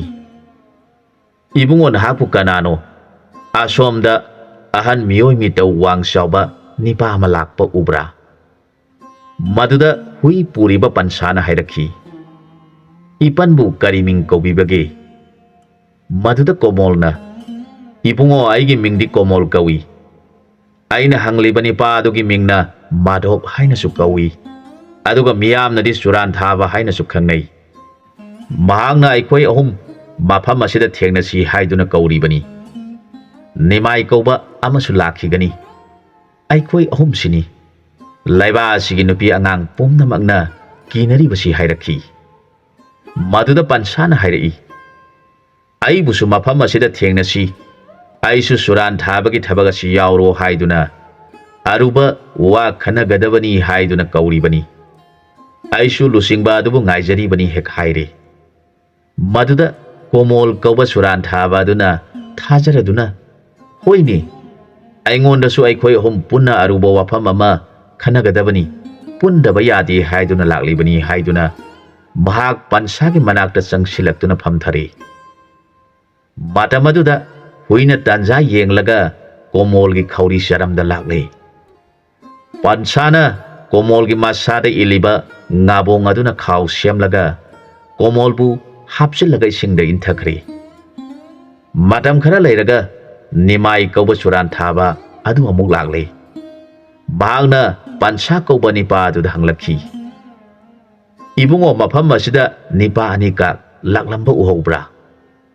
ꯄꯟꯁꯥꯅ ꯍꯥꯏꯔꯛꯏ, ꯈꯨꯔꯥꯔꯥ ꯅꯤꯃꯥꯏ ꯀꯧꯕ ꯆꯨꯔꯥꯟ ꯊꯥꯕ ꯍꯥꯏꯕꯗꯨ? ꯃꯗꯨꯗ ꯅꯤꯃꯥꯏꯅ, ꯃꯥꯅꯤ ꯏꯕꯨꯡꯉꯣ, ꯃꯈꯣꯏ ꯑꯅꯤ ꯑꯗꯨ ꯃꯐꯝ ꯑꯁꯤ ꯌꯧꯔꯛꯂꯝꯂꯕ꯭ꯔꯥ ꯍꯥꯏꯅ ꯍꯪꯂꯛꯈꯤ꯫ ꯄꯟꯁꯥꯅ, ꯃꯈꯣꯏ ꯑꯅꯤꯅ ꯈꯨꯔꯥ ꯂꯥꯛꯀꯅꯤ, ꯅꯍꯥꯛ ꯃꯥꯕꯨ ꯉꯥꯏꯗꯨꯅ ꯃꯐꯝ ꯑꯁꯤꯗ ꯂꯩꯌꯨ, ꯑꯗꯨꯒ ꯋꯥꯔꯤ ꯅꯤꯡꯊꯤꯅ ꯁꯥꯟꯅꯔꯕ ꯃꯇꯨꯡꯗ ꯃꯈꯣꯏꯕꯨ ꯀꯧꯔꯛꯇꯨꯅ ꯈꯨꯔꯥꯒ ꯃꯈꯣꯏꯒ ꯎꯅꯁꯤ ꯍꯥꯏꯗꯨꯅ ꯄꯥꯎ ꯑꯁꯤ ꯇꯝꯖꯅꯕ ꯈꯨꯔꯥꯕꯨ ꯑꯩꯅ ꯉꯥꯏꯗꯨꯅ ꯂꯩꯖꯔꯛꯄ ꯃꯇꯝ ꯀꯨꯏꯔꯕꯅꯤ ꯍꯥꯏꯔꯒ ꯅꯤꯃꯥꯏꯒꯤ ꯃꯁꯒꯥꯏꯗ ꯈꯨꯗꯨꯝ ꯑꯗꯨꯅ ꯊꯥꯖꯤꯜꯂꯦ꯫ ꯅꯤꯃꯥꯏꯅ ꯅꯥꯃꯟꯈꯤꯗꯨꯅ, ꯀꯔꯤꯅꯣ ꯏꯕꯨꯡꯉꯣ, ꯋꯥꯔꯤ ꯁꯥꯕꯕꯨ ꯑꯗꯨꯅ ꯁꯥꯕ꯭ꯔꯥ ꯍꯥꯏꯔꯤꯉꯩꯗ ꯍꯨꯏꯅ ꯅꯤꯃꯥꯏꯒꯤ ꯈꯨꯕꯣꯝ ꯁꯥ ꯑꯗꯨ ꯃꯌꯥꯅ ꯀꯟꯅ ꯆꯤꯛꯂꯦ꯫ ꯅꯤꯃꯥꯏ ꯇꯧꯐꯝ ꯈꯪꯈꯤꯗ꯭ꯔꯦ꯫ ꯄꯟꯁꯥꯅ ꯅꯤꯃꯥꯏꯒꯤ ꯁꯝ ꯑꯗꯨ ꯄꯥꯏꯔꯒ ꯍꯟꯅ ꯃꯃꯥꯏꯗ ꯐꯨꯕ ꯍꯧꯔꯛꯂꯦ꯫ ꯍꯨꯏ ꯑꯗꯨꯅ ꯆꯤꯛꯂꯤꯕꯗꯨ ꯊꯥꯗꯣꯛꯄ ꯂꯩꯈꯤꯗ꯭ꯔꯦ꯫ ꯅꯤꯃꯥꯏ ꯇꯧꯐꯝ ꯈꯪꯗꯗꯨꯅ ꯀꯟꯅ ꯂꯥꯎꯕ ꯍꯧꯔꯛꯂꯦ꯫ ꯃꯗꯨꯗ ꯄꯟꯁꯥꯅ ꯀꯔꯤꯒꯤ ꯂꯥꯎꯔꯤꯕꯅꯣ ꯍꯥꯏꯗꯨꯅ ꯀꯟꯅ ꯐꯨꯕ ꯍꯧꯔꯛꯂꯦ꯫ ꯃꯥꯅ ꯂꯥꯎꯕꯗꯨ ꯈꯨꯟꯒꯤ ꯃꯤꯁꯤꯡꯅ ꯇꯥꯔꯒ ꯃꯤꯍꯥꯠꯄ ꯆꯨꯔꯥꯟ ꯊꯥꯕꯅ ꯃꯤ ꯐꯥꯕ ꯌꯥꯎꯔ ꯃꯥꯜꯂꯦ, ꯃꯄꯥꯟ ꯊꯣꯛꯄ ꯌꯥꯗꯦ ꯍꯥꯏꯗꯨꯅ ꯀꯅꯥ ꯑꯃꯠꯇ ꯃꯄꯥꯟ ꯊꯣꯛꯅꯔꯛꯈꯤꯗ꯭ꯔꯦ꯫ ꯍꯧꯖꯤꯛ ꯆꯨꯔꯥꯟ ꯊꯥꯕ ꯅꯤꯃꯥꯏ ꯑꯗꯨ ꯇꯧꯐꯝ ꯈꯪꯗꯗꯨꯅ ꯂꯩꯃꯥꯏ ꯊꯛꯇ ꯇꯨꯗꯨꯅ ꯊꯔꯣ ꯑꯣꯜꯂꯦ꯫ ꯃꯇꯝ ꯑꯗꯨꯗ ꯅꯤꯃꯥꯏꯅ ꯏꯜꯂꯤꯕ ꯉꯥꯕꯣꯡ ꯈꯥꯎ ꯑꯗꯨ ꯁꯦꯝꯂꯗꯨꯅ ꯄꯟꯁꯥꯅ ꯅꯤꯃꯥꯏꯕꯨ ꯈꯥꯎ ꯑꯗꯨꯒꯤ ꯃꯅꯨꯡꯗ ꯍꯥꯞꯆꯤꯜꯂꯒ ꯍꯥꯏꯔꯛꯈꯤ, ꯅꯈꯣꯏꯅ ꯃꯇꯝ ꯑꯃꯗ ꯔꯥꯅꯤ ꯀꯧꯕꯤ ꯅꯨꯄꯤ ꯑꯃ ꯑꯁꯨꯝꯅ ꯉꯥꯕꯣꯡ ꯈꯥꯎꯗ ꯍꯥꯞꯆꯤꯟꯗꯨꯅ ꯄꯨꯔꯒ ꯊꯣꯡꯈꯣꯡ ꯍꯩꯕꯗ ꯌꯥꯎꯍꯟꯈꯤꯕꯗꯨ ꯅꯠꯇꯕ ꯃꯤꯑꯣꯏ ꯀꯌꯥꯗꯤ ꯁꯨꯈ꯭ꯔꯕꯒꯦ? ꯁꯦꯡꯅ ꯍꯥꯏꯔꯕꯗꯤ ꯅꯍꯥꯛꯀꯤ ꯅꯊ꯭ꯋꯥꯏ ꯀꯟꯕꯤꯒꯅꯤ, ꯅꯠꯇ꯭ꯔꯕꯗꯤ ꯅꯈꯣꯏ ꯑꯍꯨꯝꯕꯨ ꯅꯤꯡꯊꯧꯅ ꯍꯥꯠꯂꯨ ꯍꯥꯏꯗꯨꯅ ꯑꯩꯕꯨ ꯃꯐꯝ ꯑꯁꯤꯗ ꯉꯥꯏꯍꯜꯂꯤꯕꯅꯤ꯫ ꯃꯁꯤ ꯅꯤꯡꯊꯧꯒꯤ ꯌꯥꯊꯪꯅꯤ ꯍꯥꯏꯔꯛꯂꯕꯗ ꯅꯤꯃꯥꯏ ꯆꯨꯔꯥꯟ ꯊꯥꯕꯅ ꯁꯤꯕ ꯀꯤꯕꯗꯒꯤ ꯍꯥꯏꯔꯛꯈꯤ, ꯏꯕꯨꯡꯉꯣ, ꯔꯥꯅꯤ ꯀꯧꯕꯤ ꯅꯨꯄꯤ ꯑꯗꯨꯁꯨ ꯑꯩꯈꯣꯏꯒꯤ ꯂꯨꯆꯤꯡꯕ ꯃꯥꯙꯣꯞ ꯀꯧꯕ ꯑꯗꯨꯅ ꯐꯥꯁꯤ ꯍꯥꯏꯗꯨꯅ ꯐꯥꯈꯤꯕꯅꯤ꯫ ꯃꯥꯒꯤ ꯃꯇꯨꯡꯗ ꯑꯩꯈꯣꯏꯅ ꯃꯤ ꯑꯍꯨꯝ ꯑꯃꯁꯨ ꯐꯥꯗꯨꯅ ꯊꯣꯡ ꯁꯥꯕꯗ ꯍꯥꯞꯈ꯭ꯔꯦ꯫ ꯃꯗꯨ ꯅꯠꯇꯕ ꯂꯨꯈ꯭ꯔꯥꯕꯤ ꯑꯃꯁꯨ ꯐꯥꯔꯒ ꯑꯩꯈꯣꯏꯒꯤ ꯂꯨꯆꯤꯡꯕ ꯃꯥꯙꯣꯞꯀꯤ ꯌꯨꯝꯗ ꯊꯝꯂꯤ꯫ ꯃꯍꯥꯛ ꯃꯁꯛ ꯃꯇꯧ ꯌꯥꯝꯅ ꯐꯖꯩ, ꯑꯗꯨꯅ ꯃꯥꯙꯣꯞ ꯀꯧꯕ ꯂꯨꯆꯤꯡꯕ ꯑꯗꯨꯅ ꯃꯍꯥꯛ ꯊꯣꯡ ꯁꯥꯕꯗ ꯍꯥꯞꯄ ꯄꯥꯝꯃꯨꯏ, ꯃꯥꯒꯤ ꯅꯨꯄꯤ ꯑꯣꯏꯅ ꯊꯝꯂꯒꯦ, ꯑꯇꯣꯞꯄ ꯑꯃ ꯌꯦꯡꯂꯁꯤ ꯍꯥꯏꯗꯨꯅ ꯃꯥꯒꯤ ꯌꯨꯝꯗ ꯍꯧꯖꯤꯛ ꯐꯥꯎꯕ ꯂꯩꯔꯤ꯫ ꯃꯥꯒꯤ ꯃꯃꯤꯡꯗꯤ ꯉꯥꯟꯊꯣꯏ ꯀꯧꯏ꯫ ꯃꯥꯁꯨ ꯑꯩꯈꯣꯏꯒꯤ ꯂꯨꯆꯤꯡꯕꯅ ꯍꯥꯏꯕ ꯏꯟꯗꯕ ꯅꯨꯃꯤꯠꯇ ꯁꯣꯏꯗꯅ ꯊꯣꯡꯗ ꯍꯥꯞꯈ꯭ꯔꯒꯅꯤ ꯍꯥꯏꯔꯛꯏ꯫ ꯃꯥꯒꯤ ꯋꯥꯗꯨ ꯇꯥꯔꯒ ꯄꯟꯁꯥꯅ, ꯐꯔꯦ, ꯅꯈꯣꯏ ꯃꯉꯥꯏꯔꯦ ꯂꯩꯕꯥꯛꯀꯤ ꯊꯕꯛ ꯇꯧꯕ ꯉꯝꯕ ꯍꯥꯏꯕꯗꯨ, ꯑꯗꯨꯅ ꯅꯈꯣꯏꯒꯤ ꯂꯨꯆꯤꯡꯕꯅ ꯆꯠꯈꯤꯕ ꯂꯝꯕꯤꯗ ꯅꯪꯁꯨ ꯆꯠꯆꯔꯣ, ꯑꯩꯕꯨ ꯋꯥꯔꯧꯕ ꯇꯧꯔꯒꯅꯨ꯫ ꯅꯈꯣꯏꯅ ꯉꯝꯃꯤ ꯍꯥꯏꯗꯨꯅ ꯐꯥꯔꯒ ꯊꯣꯡꯗ ꯍꯥꯞꯈꯤꯕꯒꯨꯝ ꯉꯥꯕꯣꯡ ꯈꯥꯎ ꯑꯁꯤꯗ ꯃꯆꯤꯟ ꯑꯁꯤ ꯄꯨꯟꯁꯤꯟꯕꯤꯔꯒꯦ, ꯑꯗꯨꯒ ꯏꯁꯤꯡ ꯃꯅꯨꯡ ꯑꯁꯤꯗ ꯊꯥꯗꯕꯤꯔꯒꯦ, ꯑꯗꯨꯒ ꯅꯨꯡꯉꯥꯏꯅ ꯅꯈꯣꯏ ꯑꯍꯨꯝ ꯂꯩꯃꯤꯟꯅꯔꯨꯔꯣ꯫ ꯑꯁꯨꯝ ꯍꯥꯏꯔꯒ ꯉꯥꯕꯣꯡ ꯈꯥꯎꯗꯨ ꯏꯁꯤꯡꯗ ꯏꯟꯊꯈ꯭ꯔꯦ꯫ ꯆꯨꯔꯥꯟ ꯊꯥꯕ ꯑꯍꯨꯝ ꯑꯗꯨ ꯍꯥꯠꯂꯕ ꯃꯇꯨꯡꯗ ꯍꯨꯏ ꯑꯗꯨꯅ ꯃꯃꯥꯏ ꯅꯣꯡꯃꯗꯣꯟ ꯊꯛꯇ ꯌꯦꯡꯈꯠꯂꯒ ꯃꯃꯥ ꯔꯥꯅꯤꯕꯨ ꯀꯧꯔꯒ ꯃꯃꯤꯠ ꯑꯅꯤꯗ ꯄꯤꯔꯥꯡꯅ ꯄꯣꯝꯆꯣꯠ ꯆꯣꯠꯅ, ꯏꯃꯥ ꯏꯕꯦꯝꯃ, ꯅꯆꯥ ꯁꯥꯒꯤ ꯖꯥꯠꯇ ꯄꯣꯛꯆꯔꯨꯔꯕ ꯂꯥꯏꯕꯛ ꯊꯤꯕ ꯅꯆꯥꯕꯨ ꯋꯥꯔꯧꯕꯤꯔꯒꯅꯨ, ꯅꯆꯥꯗꯤ ꯑꯍꯟ ꯑꯣꯏꯁꯤꯜꯂꯛꯂꯦ꯫ ꯏꯃꯥꯒꯤ ꯂꯃꯟ ꯁꯤꯡꯖꯕ ꯑꯁꯤꯅ ꯏꯃꯥ ꯅꯍꯥꯛꯅ ꯇꯣꯜꯂꯕ ꯁꯥ ꯑꯩꯕꯨ ꯅꯆꯥꯅꯤ ꯈꯟꯕꯤꯗꯨꯅ ꯌꯣꯛꯆꯈꯤꯕꯒꯤ ꯂꯃꯟ ꯁꯤꯡꯖꯕ ꯁꯛꯍꯟꯕꯤꯌꯨ ꯍꯥꯏꯅ ꯃꯃꯤꯠꯇꯒꯤ ꯄꯤꯔꯥꯡꯅ ꯑꯔꯠꯄ ꯂꯩꯇꯅ ꯆꯤꯟꯊꯖꯔꯤ꯫ ꯄꯟꯁꯥ ꯀꯧꯕ ꯅꯤꯄꯥ ꯑꯁꯤꯒ ꯂꯣꯏꯅꯅ ꯀꯞꯄ ꯃꯈꯩ ꯀꯞꯃꯤꯟꯅꯔꯕ ꯃꯇꯨꯡꯗ ꯃꯈꯣꯏ ꯑꯅꯤ ꯃꯌꯨꯝꯗ ꯍꯟꯈꯤ꯫ ꯃꯃꯥ ꯑꯗꯨꯅ, ꯏꯕꯨꯡꯉꯣ, ꯅꯪꯅ ꯑꯍꯟ ꯑꯣꯏꯔꯕ ꯍꯨꯏ ꯑꯁꯤꯒ ꯅꯨꯃꯤꯠ ꯈꯨꯗꯤꯡ ꯃꯐꯝ ꯈꯪꯗꯅ ꯀꯣꯏꯆꯠ ꯆꯠꯇꯨꯅ ꯂꯩꯔꯤꯕ ꯑꯁꯤꯕꯨ ꯏꯆꯥꯒꯤ ꯀꯔꯤ ꯅꯅꯤꯡ ꯊꯨꯡꯗꯕ ꯂꯩꯕꯅꯣ ꯍꯪꯂꯛꯂꯕꯗ ꯃꯆꯥ ꯑꯗꯨꯅ, ꯏꯃꯥ ꯑꯩꯍꯥꯛ ꯍꯌꯦꯡꯗꯒꯤꯗꯤ ꯆꯠꯊꯣꯛꯆꯔꯔꯣꯏ ꯍꯥꯏꯔꯛꯈꯤ꯫ ꯑꯁꯨꯝꯅ ꯅꯨꯃꯤꯠ 5ꯅꯤ ꯁꯨꯔꯕꯗ ꯆꯨꯔꯥꯟ ꯊꯥꯕ ꯑꯍꯨꯝꯗꯨ ꯉꯥꯕꯣꯡ ꯈꯥꯎꯒ ꯀꯣꯟꯅꯅ ꯏꯁꯤꯡꯒꯤ ꯏꯃꯥꯏꯗ ꯏꯔꯣꯟꯅꯨꯡꯗꯒꯤ ꯇꯥꯎꯈꯠꯂꯛꯂꯦ꯫ ꯈꯨꯟꯖꯥꯁꯤꯡꯒꯤ ꯃꯤꯁꯤꯡꯅ ꯇꯥꯎꯈꯠꯂꯛꯂꯤꯕ ꯑꯁꯤꯕꯨ ꯀꯔꯤ ꯑꯣꯏꯔꯝꯒꯗꯒꯦ ꯈꯟꯅꯗꯨꯅ ꯅꯤꯡꯊꯧꯒꯤ ꯃꯐꯝꯗ ꯍꯪꯒꯠꯆꯔꯤ ꯅꯤꯡꯊꯧꯅ ꯃꯅꯥꯏ ꯊꯥꯔꯛꯇꯨꯅ ꯉꯥꯕꯣꯡ ꯈꯥꯎꯒ ꯀꯣꯟꯅꯅ ꯇꯥꯎꯈꯠꯂꯛꯂꯤꯕ ꯑꯍꯨꯝꯗꯨ ꯂꯧꯈꯠꯂꯒ ꯈꯥꯎ ꯃꯆꯤꯟ ꯍꯥꯏꯗꯣꯛꯇꯨꯅ ꯌꯦꯡꯕꯗ ꯆꯨꯔꯥꯟ ꯊꯥꯕ ꯑꯍꯨꯝꯗꯨ ꯑꯣꯏꯔꯝꯂꯦ ꯃꯗꯨꯗ ꯅꯤꯡꯊꯧꯅ ꯃꯈꯣꯏ ꯑꯁꯤꯗꯤ ꯀꯔꯝꯕ ꯃꯤꯑꯣꯏꯅ ꯇꯧꯔꯤꯕ ꯊꯕꯛꯅꯣ ꯃꯈꯣꯏ ꯑꯍꯨꯝꯕꯨ ꯃꯤ ꯑꯃ ꯑꯅꯤꯅꯗꯤ ꯍꯥꯠꯄ ꯑꯣꯏꯊꯣꯛꯂꯣꯏ ꯇꯧꯔꯤꯕ ꯊꯕꯛ ꯑꯁꯤꯗꯤ ꯃꯤ ꯈꯔ ꯌꯥꯝꯂꯝꯕ ꯇꯥꯏ ꯍꯥꯏꯅ ꯈꯜꯂꯤ ꯃꯈꯣꯏ ꯑꯍꯨꯝꯒꯤ ꯃꯤꯁꯤ ꯑꯗꯨ ꯈꯟꯊꯔꯨꯔꯒ ꯅꯤꯡꯊꯧꯒꯤ ꯄꯨꯛꯅꯤꯡ ꯌꯥꯝꯅ ꯋꯥꯔꯝꯃꯤ ꯑꯩꯅ ꯅꯤꯡꯊꯧ ꯑꯣꯏꯗꯨꯅ ꯑꯩꯒꯤ ꯌꯥꯊꯪꯅ ꯇꯧꯍꯜꯂꯤꯕꯅꯤ ꯈꯟꯗꯨꯅ ꯅꯤꯡꯊꯧ ꯑꯩꯕꯨꯁꯨ ꯁꯣꯛꯂꯛꯀꯗ꯭ꯔꯥ ꯈꯟꯕꯗꯒꯤ ꯅꯤꯡꯊꯧꯒꯤ ꯊꯃꯣꯏ ꯌꯥꯝꯅ ꯋꯥꯔꯝꯃꯤ ꯃꯇꯝ ꯑꯁꯤꯗ ꯔꯥꯖꯀꯨꯃꯥꯔꯤꯅ ꯃꯄꯥꯕꯨꯡꯒꯤ ꯅꯨꯡꯉꯥꯏꯇꯕ ꯃꯥꯏꯊꯣꯡ ꯑꯗꯨ ꯌꯦꯡꯖꯔꯒ ꯍꯪꯖꯔꯛꯈꯤ ꯄꯥꯕꯨꯡ ꯃꯍꯥꯔꯥꯖ ꯀꯔꯤ ꯊꯧꯒꯤꯗꯃꯛ ꯄꯥꯕꯨꯡꯅ ꯁꯅꯥ ꯃꯥꯏꯊꯣꯡ ꯂꯥꯡꯁꯤꯟꯕꯤꯔꯤꯕꯅꯣ ꯃꯆꯥꯒꯤ ꯋꯥꯗꯨ ꯇꯥꯔꯒ ꯃꯄꯥ ꯅꯤꯡꯊꯧꯅ ꯏꯕꯦꯝꯃ ꯏꯄꯥꯒꯤ ꯊꯃꯣꯏ ꯑꯁꯤ ꯏꯪꯕ ꯉꯝꯗ꯭ꯔꯦ ꯏꯄꯥꯅ ꯃꯤ ꯊꯣꯡꯗ ꯍꯥꯞꯄ ꯍꯥꯏꯕꯁꯤ ꯇꯧꯒꯨꯝꯁꯤ ꯍꯥꯏꯗꯨꯅ ꯂꯩꯖꯔꯕꯗ ꯂꯝꯍꯦꯟꯕ ꯆꯨꯔꯥꯟ ꯊꯥꯕ ꯃꯥꯙꯣꯞꯅ ꯂꯩꯕꯥꯛꯀꯤ ꯌꯥꯏꯐꯔꯒ ꯂꯣꯏꯔꯦ ꯃꯤ ꯑꯃ ꯃꯥꯡꯕꯕꯨ ꯃꯥꯡꯖꯁꯤꯅꯨ ꯍꯥꯏꯗꯨꯅ ꯃꯥꯒ ꯂꯣꯏꯅꯕ ꯃꯈꯣꯏ ꯑꯅꯤꯒ ꯂꯣꯏꯅꯗꯨꯅ ꯃꯤ ꯐꯥꯗꯨꯅ ꯊꯣꯡꯗ ꯍꯥꯞꯄꯒꯤ ꯊꯕꯛ ꯑꯁꯤ ꯄꯥꯡꯊꯣꯛꯇꯨꯅ ꯊꯣꯡ ꯑꯍꯨꯝ ꯁꯥꯈ꯭ꯔꯕꯅꯤ ꯃꯗꯨꯒꯤ ꯃꯍꯩꯅ ꯃꯈꯣꯏ ꯑꯍꯨꯝꯕꯨ ꯃꯐꯝ ꯈꯪꯗꯅ ꯉꯥꯕꯣꯡ ꯈꯥꯎꯗ ꯍꯥꯟꯗꯨꯅ ꯏꯁꯤꯡꯗ ꯇꯥꯎꯗꯨꯅ ꯂꯩꯔꯝꯂꯤꯕ ꯊꯧꯑꯣꯡ ꯑꯁꯤ ꯂꯩꯕꯥꯛ ꯄ꯭ꯔꯖꯥꯅ ꯌꯥꯅꯤꯡꯗꯦ ꯍꯥꯏꯕ ꯇꯥꯛꯄꯅꯤ ꯃꯔꯝ ꯑꯁꯤꯗꯒꯤ ꯏꯄꯥꯒꯤ ꯋꯥꯈꯜ ꯅꯨꯡꯉꯥꯏꯐꯝ ꯈꯪꯗꯕꯅꯤ ꯍꯥꯏꯔꯛꯏ ꯃꯄꯥꯒꯤ ꯋꯥꯗꯨ ꯇꯥꯔꯒ ꯔꯥꯖꯀꯨꯃꯥꯔꯤꯅ ꯋꯥꯐꯝ ꯑꯗꯨꯒꯤꯗꯃꯛ ꯑꯣꯏꯔꯕꯗꯤ ꯄꯥꯕꯨꯡ ꯃꯍꯥꯔꯥꯖꯅ ꯋꯥꯕꯤꯐꯝ ꯊꯣꯛꯏ ꯊꯣꯡꯗ ꯍꯥꯞꯈꯤꯕꯁꯤꯡ ꯑꯗꯨꯅ ꯁꯤꯔꯝꯗꯥꯏꯗ ꯃꯈꯣꯏꯅ ꯈꯜꯂꯝꯒꯗꯕ ꯋꯥꯈꯜꯁꯤꯡ ꯑꯗꯨꯒꯤ ꯃꯍꯩꯅ ꯄꯥꯕꯨꯡꯅ ꯋꯥꯔꯤꯕꯅꯤ ꯑꯗꯨꯒ ꯄꯥꯕꯨꯡꯅ ꯃꯗꯨ ꯐꯠꯇꯦ ꯇꯧꯒꯨꯝꯁꯤ ꯍꯥꯏꯔꯕ ꯐꯥꯎꯕꯗ ꯂꯩꯕꯥꯛꯀꯤ ꯐꯔꯒ ꯂꯣꯏꯔꯦ ꯈꯟꯗꯨꯅ ꯊꯕꯛ ꯑꯣꯏꯅ ꯇꯧꯈꯤꯕ ꯃꯈꯣꯏ ꯑꯍꯨꯝꯒꯤꯗꯤ ꯋꯥꯕꯤꯐꯝ ꯊꯣꯛꯇꯦ ꯃꯈꯣꯏꯅ ꯐꯪꯖꯔꯤꯕ ꯃꯍꯩ ꯑꯗꯨ ꯃꯈꯣꯏꯅ ꯄꯥꯝꯖꯈꯤꯕ ꯊꯕꯛ ꯑꯗꯨꯃꯛꯅꯤ ꯑꯗꯨꯅ ꯄꯥꯕꯨꯡꯅ ꯋꯥꯕꯤꯕ ꯇꯥꯔꯕꯁꯨ ꯃꯔꯥꯏꯕꯛ ꯊꯤꯔꯕ ꯅꯝꯗꯨꯅ ꯐꯥꯕꯤꯔꯛꯇꯨꯅ ꯊꯣꯡꯗ ꯍꯥꯞꯄꯤꯈ꯭ꯔꯕ ꯖꯤꯕꯁꯤꯡ ꯑꯗꯨꯒꯤꯗꯃꯛ ꯋꯥꯕꯤꯌꯨ ꯑꯗꯨꯒ ꯃꯤꯅꯨꯡꯁꯤ ꯈꯪꯗ꯭ꯔꯕ ꯃꯤꯍꯥꯠꯄ ꯆꯨꯔꯥꯟ ꯊꯥꯕ ꯃꯈꯣꯏꯒꯤꯗꯃꯛꯇꯗꯤ ꯋꯥꯕꯤꯒꯅꯨ ꯃꯈꯣꯏꯒꯤꯗꯤ ꯍꯔꯥꯎꯕꯤꯌꯨ ꯇꯧꯔꯤꯕꯗꯨ ꯃꯈꯣꯏꯅ ꯄꯥꯝꯖꯕ ꯂꯝꯕꯤꯗ ꯆꯠꯈꯤꯕꯅꯤ ꯍꯥꯏꯔꯛꯈꯤ ꯃꯆꯥꯒꯤ ꯋꯥꯗꯨ ꯇꯥꯔꯒ ꯃꯄꯥ ꯅꯤꯡꯊꯧꯅ ꯆꯨꯝꯃꯤ ꯏꯆꯥꯅ ꯍꯥꯏꯔꯤꯕ ꯋꯥꯐꯝ ꯑꯗꯨ ꯑꯗꯨꯝ ꯑꯣꯏꯅꯃꯛ ꯃꯤꯍꯥꯠ ꯑꯁꯤꯒꯤꯗꯤ ꯅꯤꯡꯊꯧ ꯑꯃ ꯑꯣꯏꯅ ꯊꯤꯒꯠꯇ꯭ꯔꯕꯗꯤ ꯂꯩꯕꯥꯛ ꯄ꯭ꯔꯖꯥꯅ ꯃꯇꯨꯡꯗ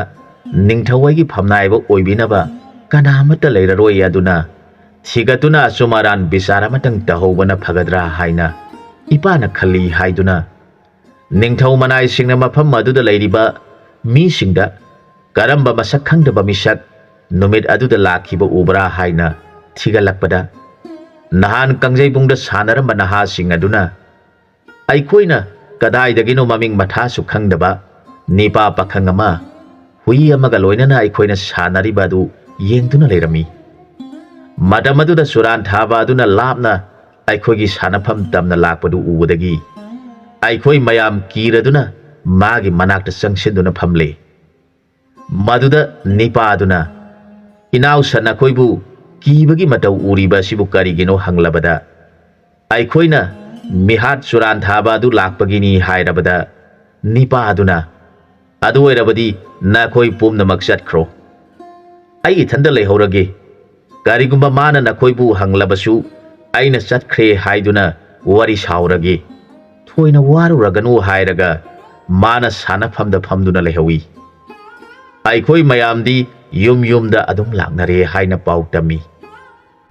ꯋꯥꯔꯤ ꯑꯗꯨ ꯇꯥꯔꯒ ꯅꯤꯡꯊꯧ ꯃꯅꯥꯏꯁꯤꯡꯅ ꯍꯨꯏ ꯄꯨꯕ ꯅꯤꯄꯥ ꯑꯗꯨꯒꯤ ꯃꯔꯤ ꯃꯈꯣꯡ ꯊꯤꯕꯗ ꯐꯪꯗꯗꯨꯅ ꯅꯤꯡꯊꯧꯒꯤ ꯃꯐꯝꯗ ꯋꯥꯔꯤ ꯄꯨꯝꯅꯃꯛ ꯇꯝꯖꯔꯕꯗ ꯅꯤꯡꯊꯧꯅ ꯍꯨꯏ ꯑꯃꯒ ꯂꯣꯏꯅꯅ ꯆꯠꯄ ꯅꯤꯄꯥ ꯑꯗꯨꯅ ꯃꯇꯧ ꯀꯔꯝ ꯇꯧꯅ ꯃꯈꯣꯏ ꯅꯤꯄꯥ ꯑꯍꯨꯝ ꯑꯗꯨꯕꯨ ꯍꯥꯠꯈ꯭ꯔꯤꯕꯅꯣ ꯋꯥꯔꯤ ꯑꯁꯤ ꯊꯥꯖꯕ ꯌꯥꯕ ꯄꯣꯠꯇꯤ ꯅꯠꯇꯦ ꯃꯈꯣꯏ ꯑꯍꯨꯝ ꯑꯗꯨꯕꯨ ꯅꯤꯄꯥ ꯑꯃꯅ ꯃꯇꯧ ꯀꯔꯝꯅ ꯉꯝꯒꯗꯣꯔꯤꯕꯅꯣ ꯈꯟꯗꯨꯅ ꯋꯥꯅ ꯂꯩꯔꯤꯉꯩꯗ ꯃꯖꯥ ꯏꯕꯦꯝꯃ ꯑꯗꯨꯅ ꯃꯈꯣꯏꯅ ꯉꯥꯡꯅꯔꯤꯕꯗꯨ ꯇꯥꯔꯒ ꯍꯥꯏꯔꯛꯈꯤ ꯄꯥꯕꯨꯡ ꯃꯍꯥꯔꯥꯖ ꯍꯟꯗꯛꯀꯤ ꯍꯨꯏ ꯄꯨꯔꯤꯕ ꯅꯤꯄꯥ ꯑꯗꯨꯕꯨ ꯅꯤꯡꯊꯤꯅ ꯃꯔꯤ ꯃꯈꯣꯡ ꯈꯪꯅꯕ ꯊꯤꯒꯠꯄꯤꯗꯨꯅ ꯃꯥꯕꯨ ꯁꯥꯎꯗꯅꯕ ꯍꯥꯏꯖꯗꯨꯅ ꯄꯥꯕꯨꯡ ꯃꯍꯥꯔꯥꯖꯅ ꯄꯨꯟꯁꯤꯒꯤ ꯑꯣꯏꯕ मागी मनिंग थुंगदबा पोचक अमा पीदुना पाबुंगी मी ओइनबा थेमहौबना फगद्रा हाइना नसाना खली मदु नत्रबदी सुरान थाबसिंग अदुना फादुना थोंग साबदा हापख्रिबा मीसिंग अदुगी मचा मसुसिंग सोइदना ओइरमगनी अदुना पाबुंग महाराज पुसु सोइदना महागना सावरमगनी हाइरबदा निंगथौना वखल तौरगा अदु ओइरबदी हुई पुबा निपा अदु इचाना फंगनबा खरा थीरो फंगलबा मतमदा इपाना पिनिंगबा अमा पीखिबदा इचाना यारबरा हंगलखी मचा नुपीना पाबुंग याथंग नसाना हिक्तोक्चरोई हाइदुना मनाई सिंगलोइना सगोल गारी टोंगलदुना पानसाना ताकलंबा खुंगंगदा माबु लौबा लाक्लमी पानसा राजकुमारी गलोइना मागे अहल ओइरबा हुई अदुगा कोनना कोनुंगदा थुंगलरबदा निंगथौना निपा अदुबु उरगा महागासी मतिक मगुल लैख्रेदा खंजरखी निंगथौना इबुंगो नहाकु करी मिंग कौबनो मफम कदाइदगिनो हाइना हंगलक्लबदा पानसाना खुमजरखी इनिंगथौ इबुंगो ननाय हाक मोनपुरी कौबा अपिकबा खुंगंग अमदगिनी ननायबु पोकपीबा पाबुंग इमा अमदी आइगी मरुप ओइरबा हुई असिगा लैजबनी ननाय हाकपु कोनुंगदा कौबीबाबु करंबा सनाय याथंग ताकपीगदबा लैबीबगे हाइना हंगजरखी धर्म लैरबा निंगथौदु मथंदा खंजरखी आइहांगना चुरान थाबा मदोमना हाइबे इलुबदगी मारा लैत्रबा थवाई कया थोंग साबदा हाफनख्रे आइना तौजरुबा इपापसिंगसी कोक्चनबा ईश्वरबु निंगजदुना लेमहौरिबा पुंसीसी लेलगे खनख्रे मगुल लैख्रबा नहा पाखंगसिदा मचानुपीबु थाजदुना लैबाक ngahalage खनलक्तुना मजाइबे मबु पीदुना पानसाना मामा मापानी बु कोनुंगदा पुखतुना नुंगाइना पानखी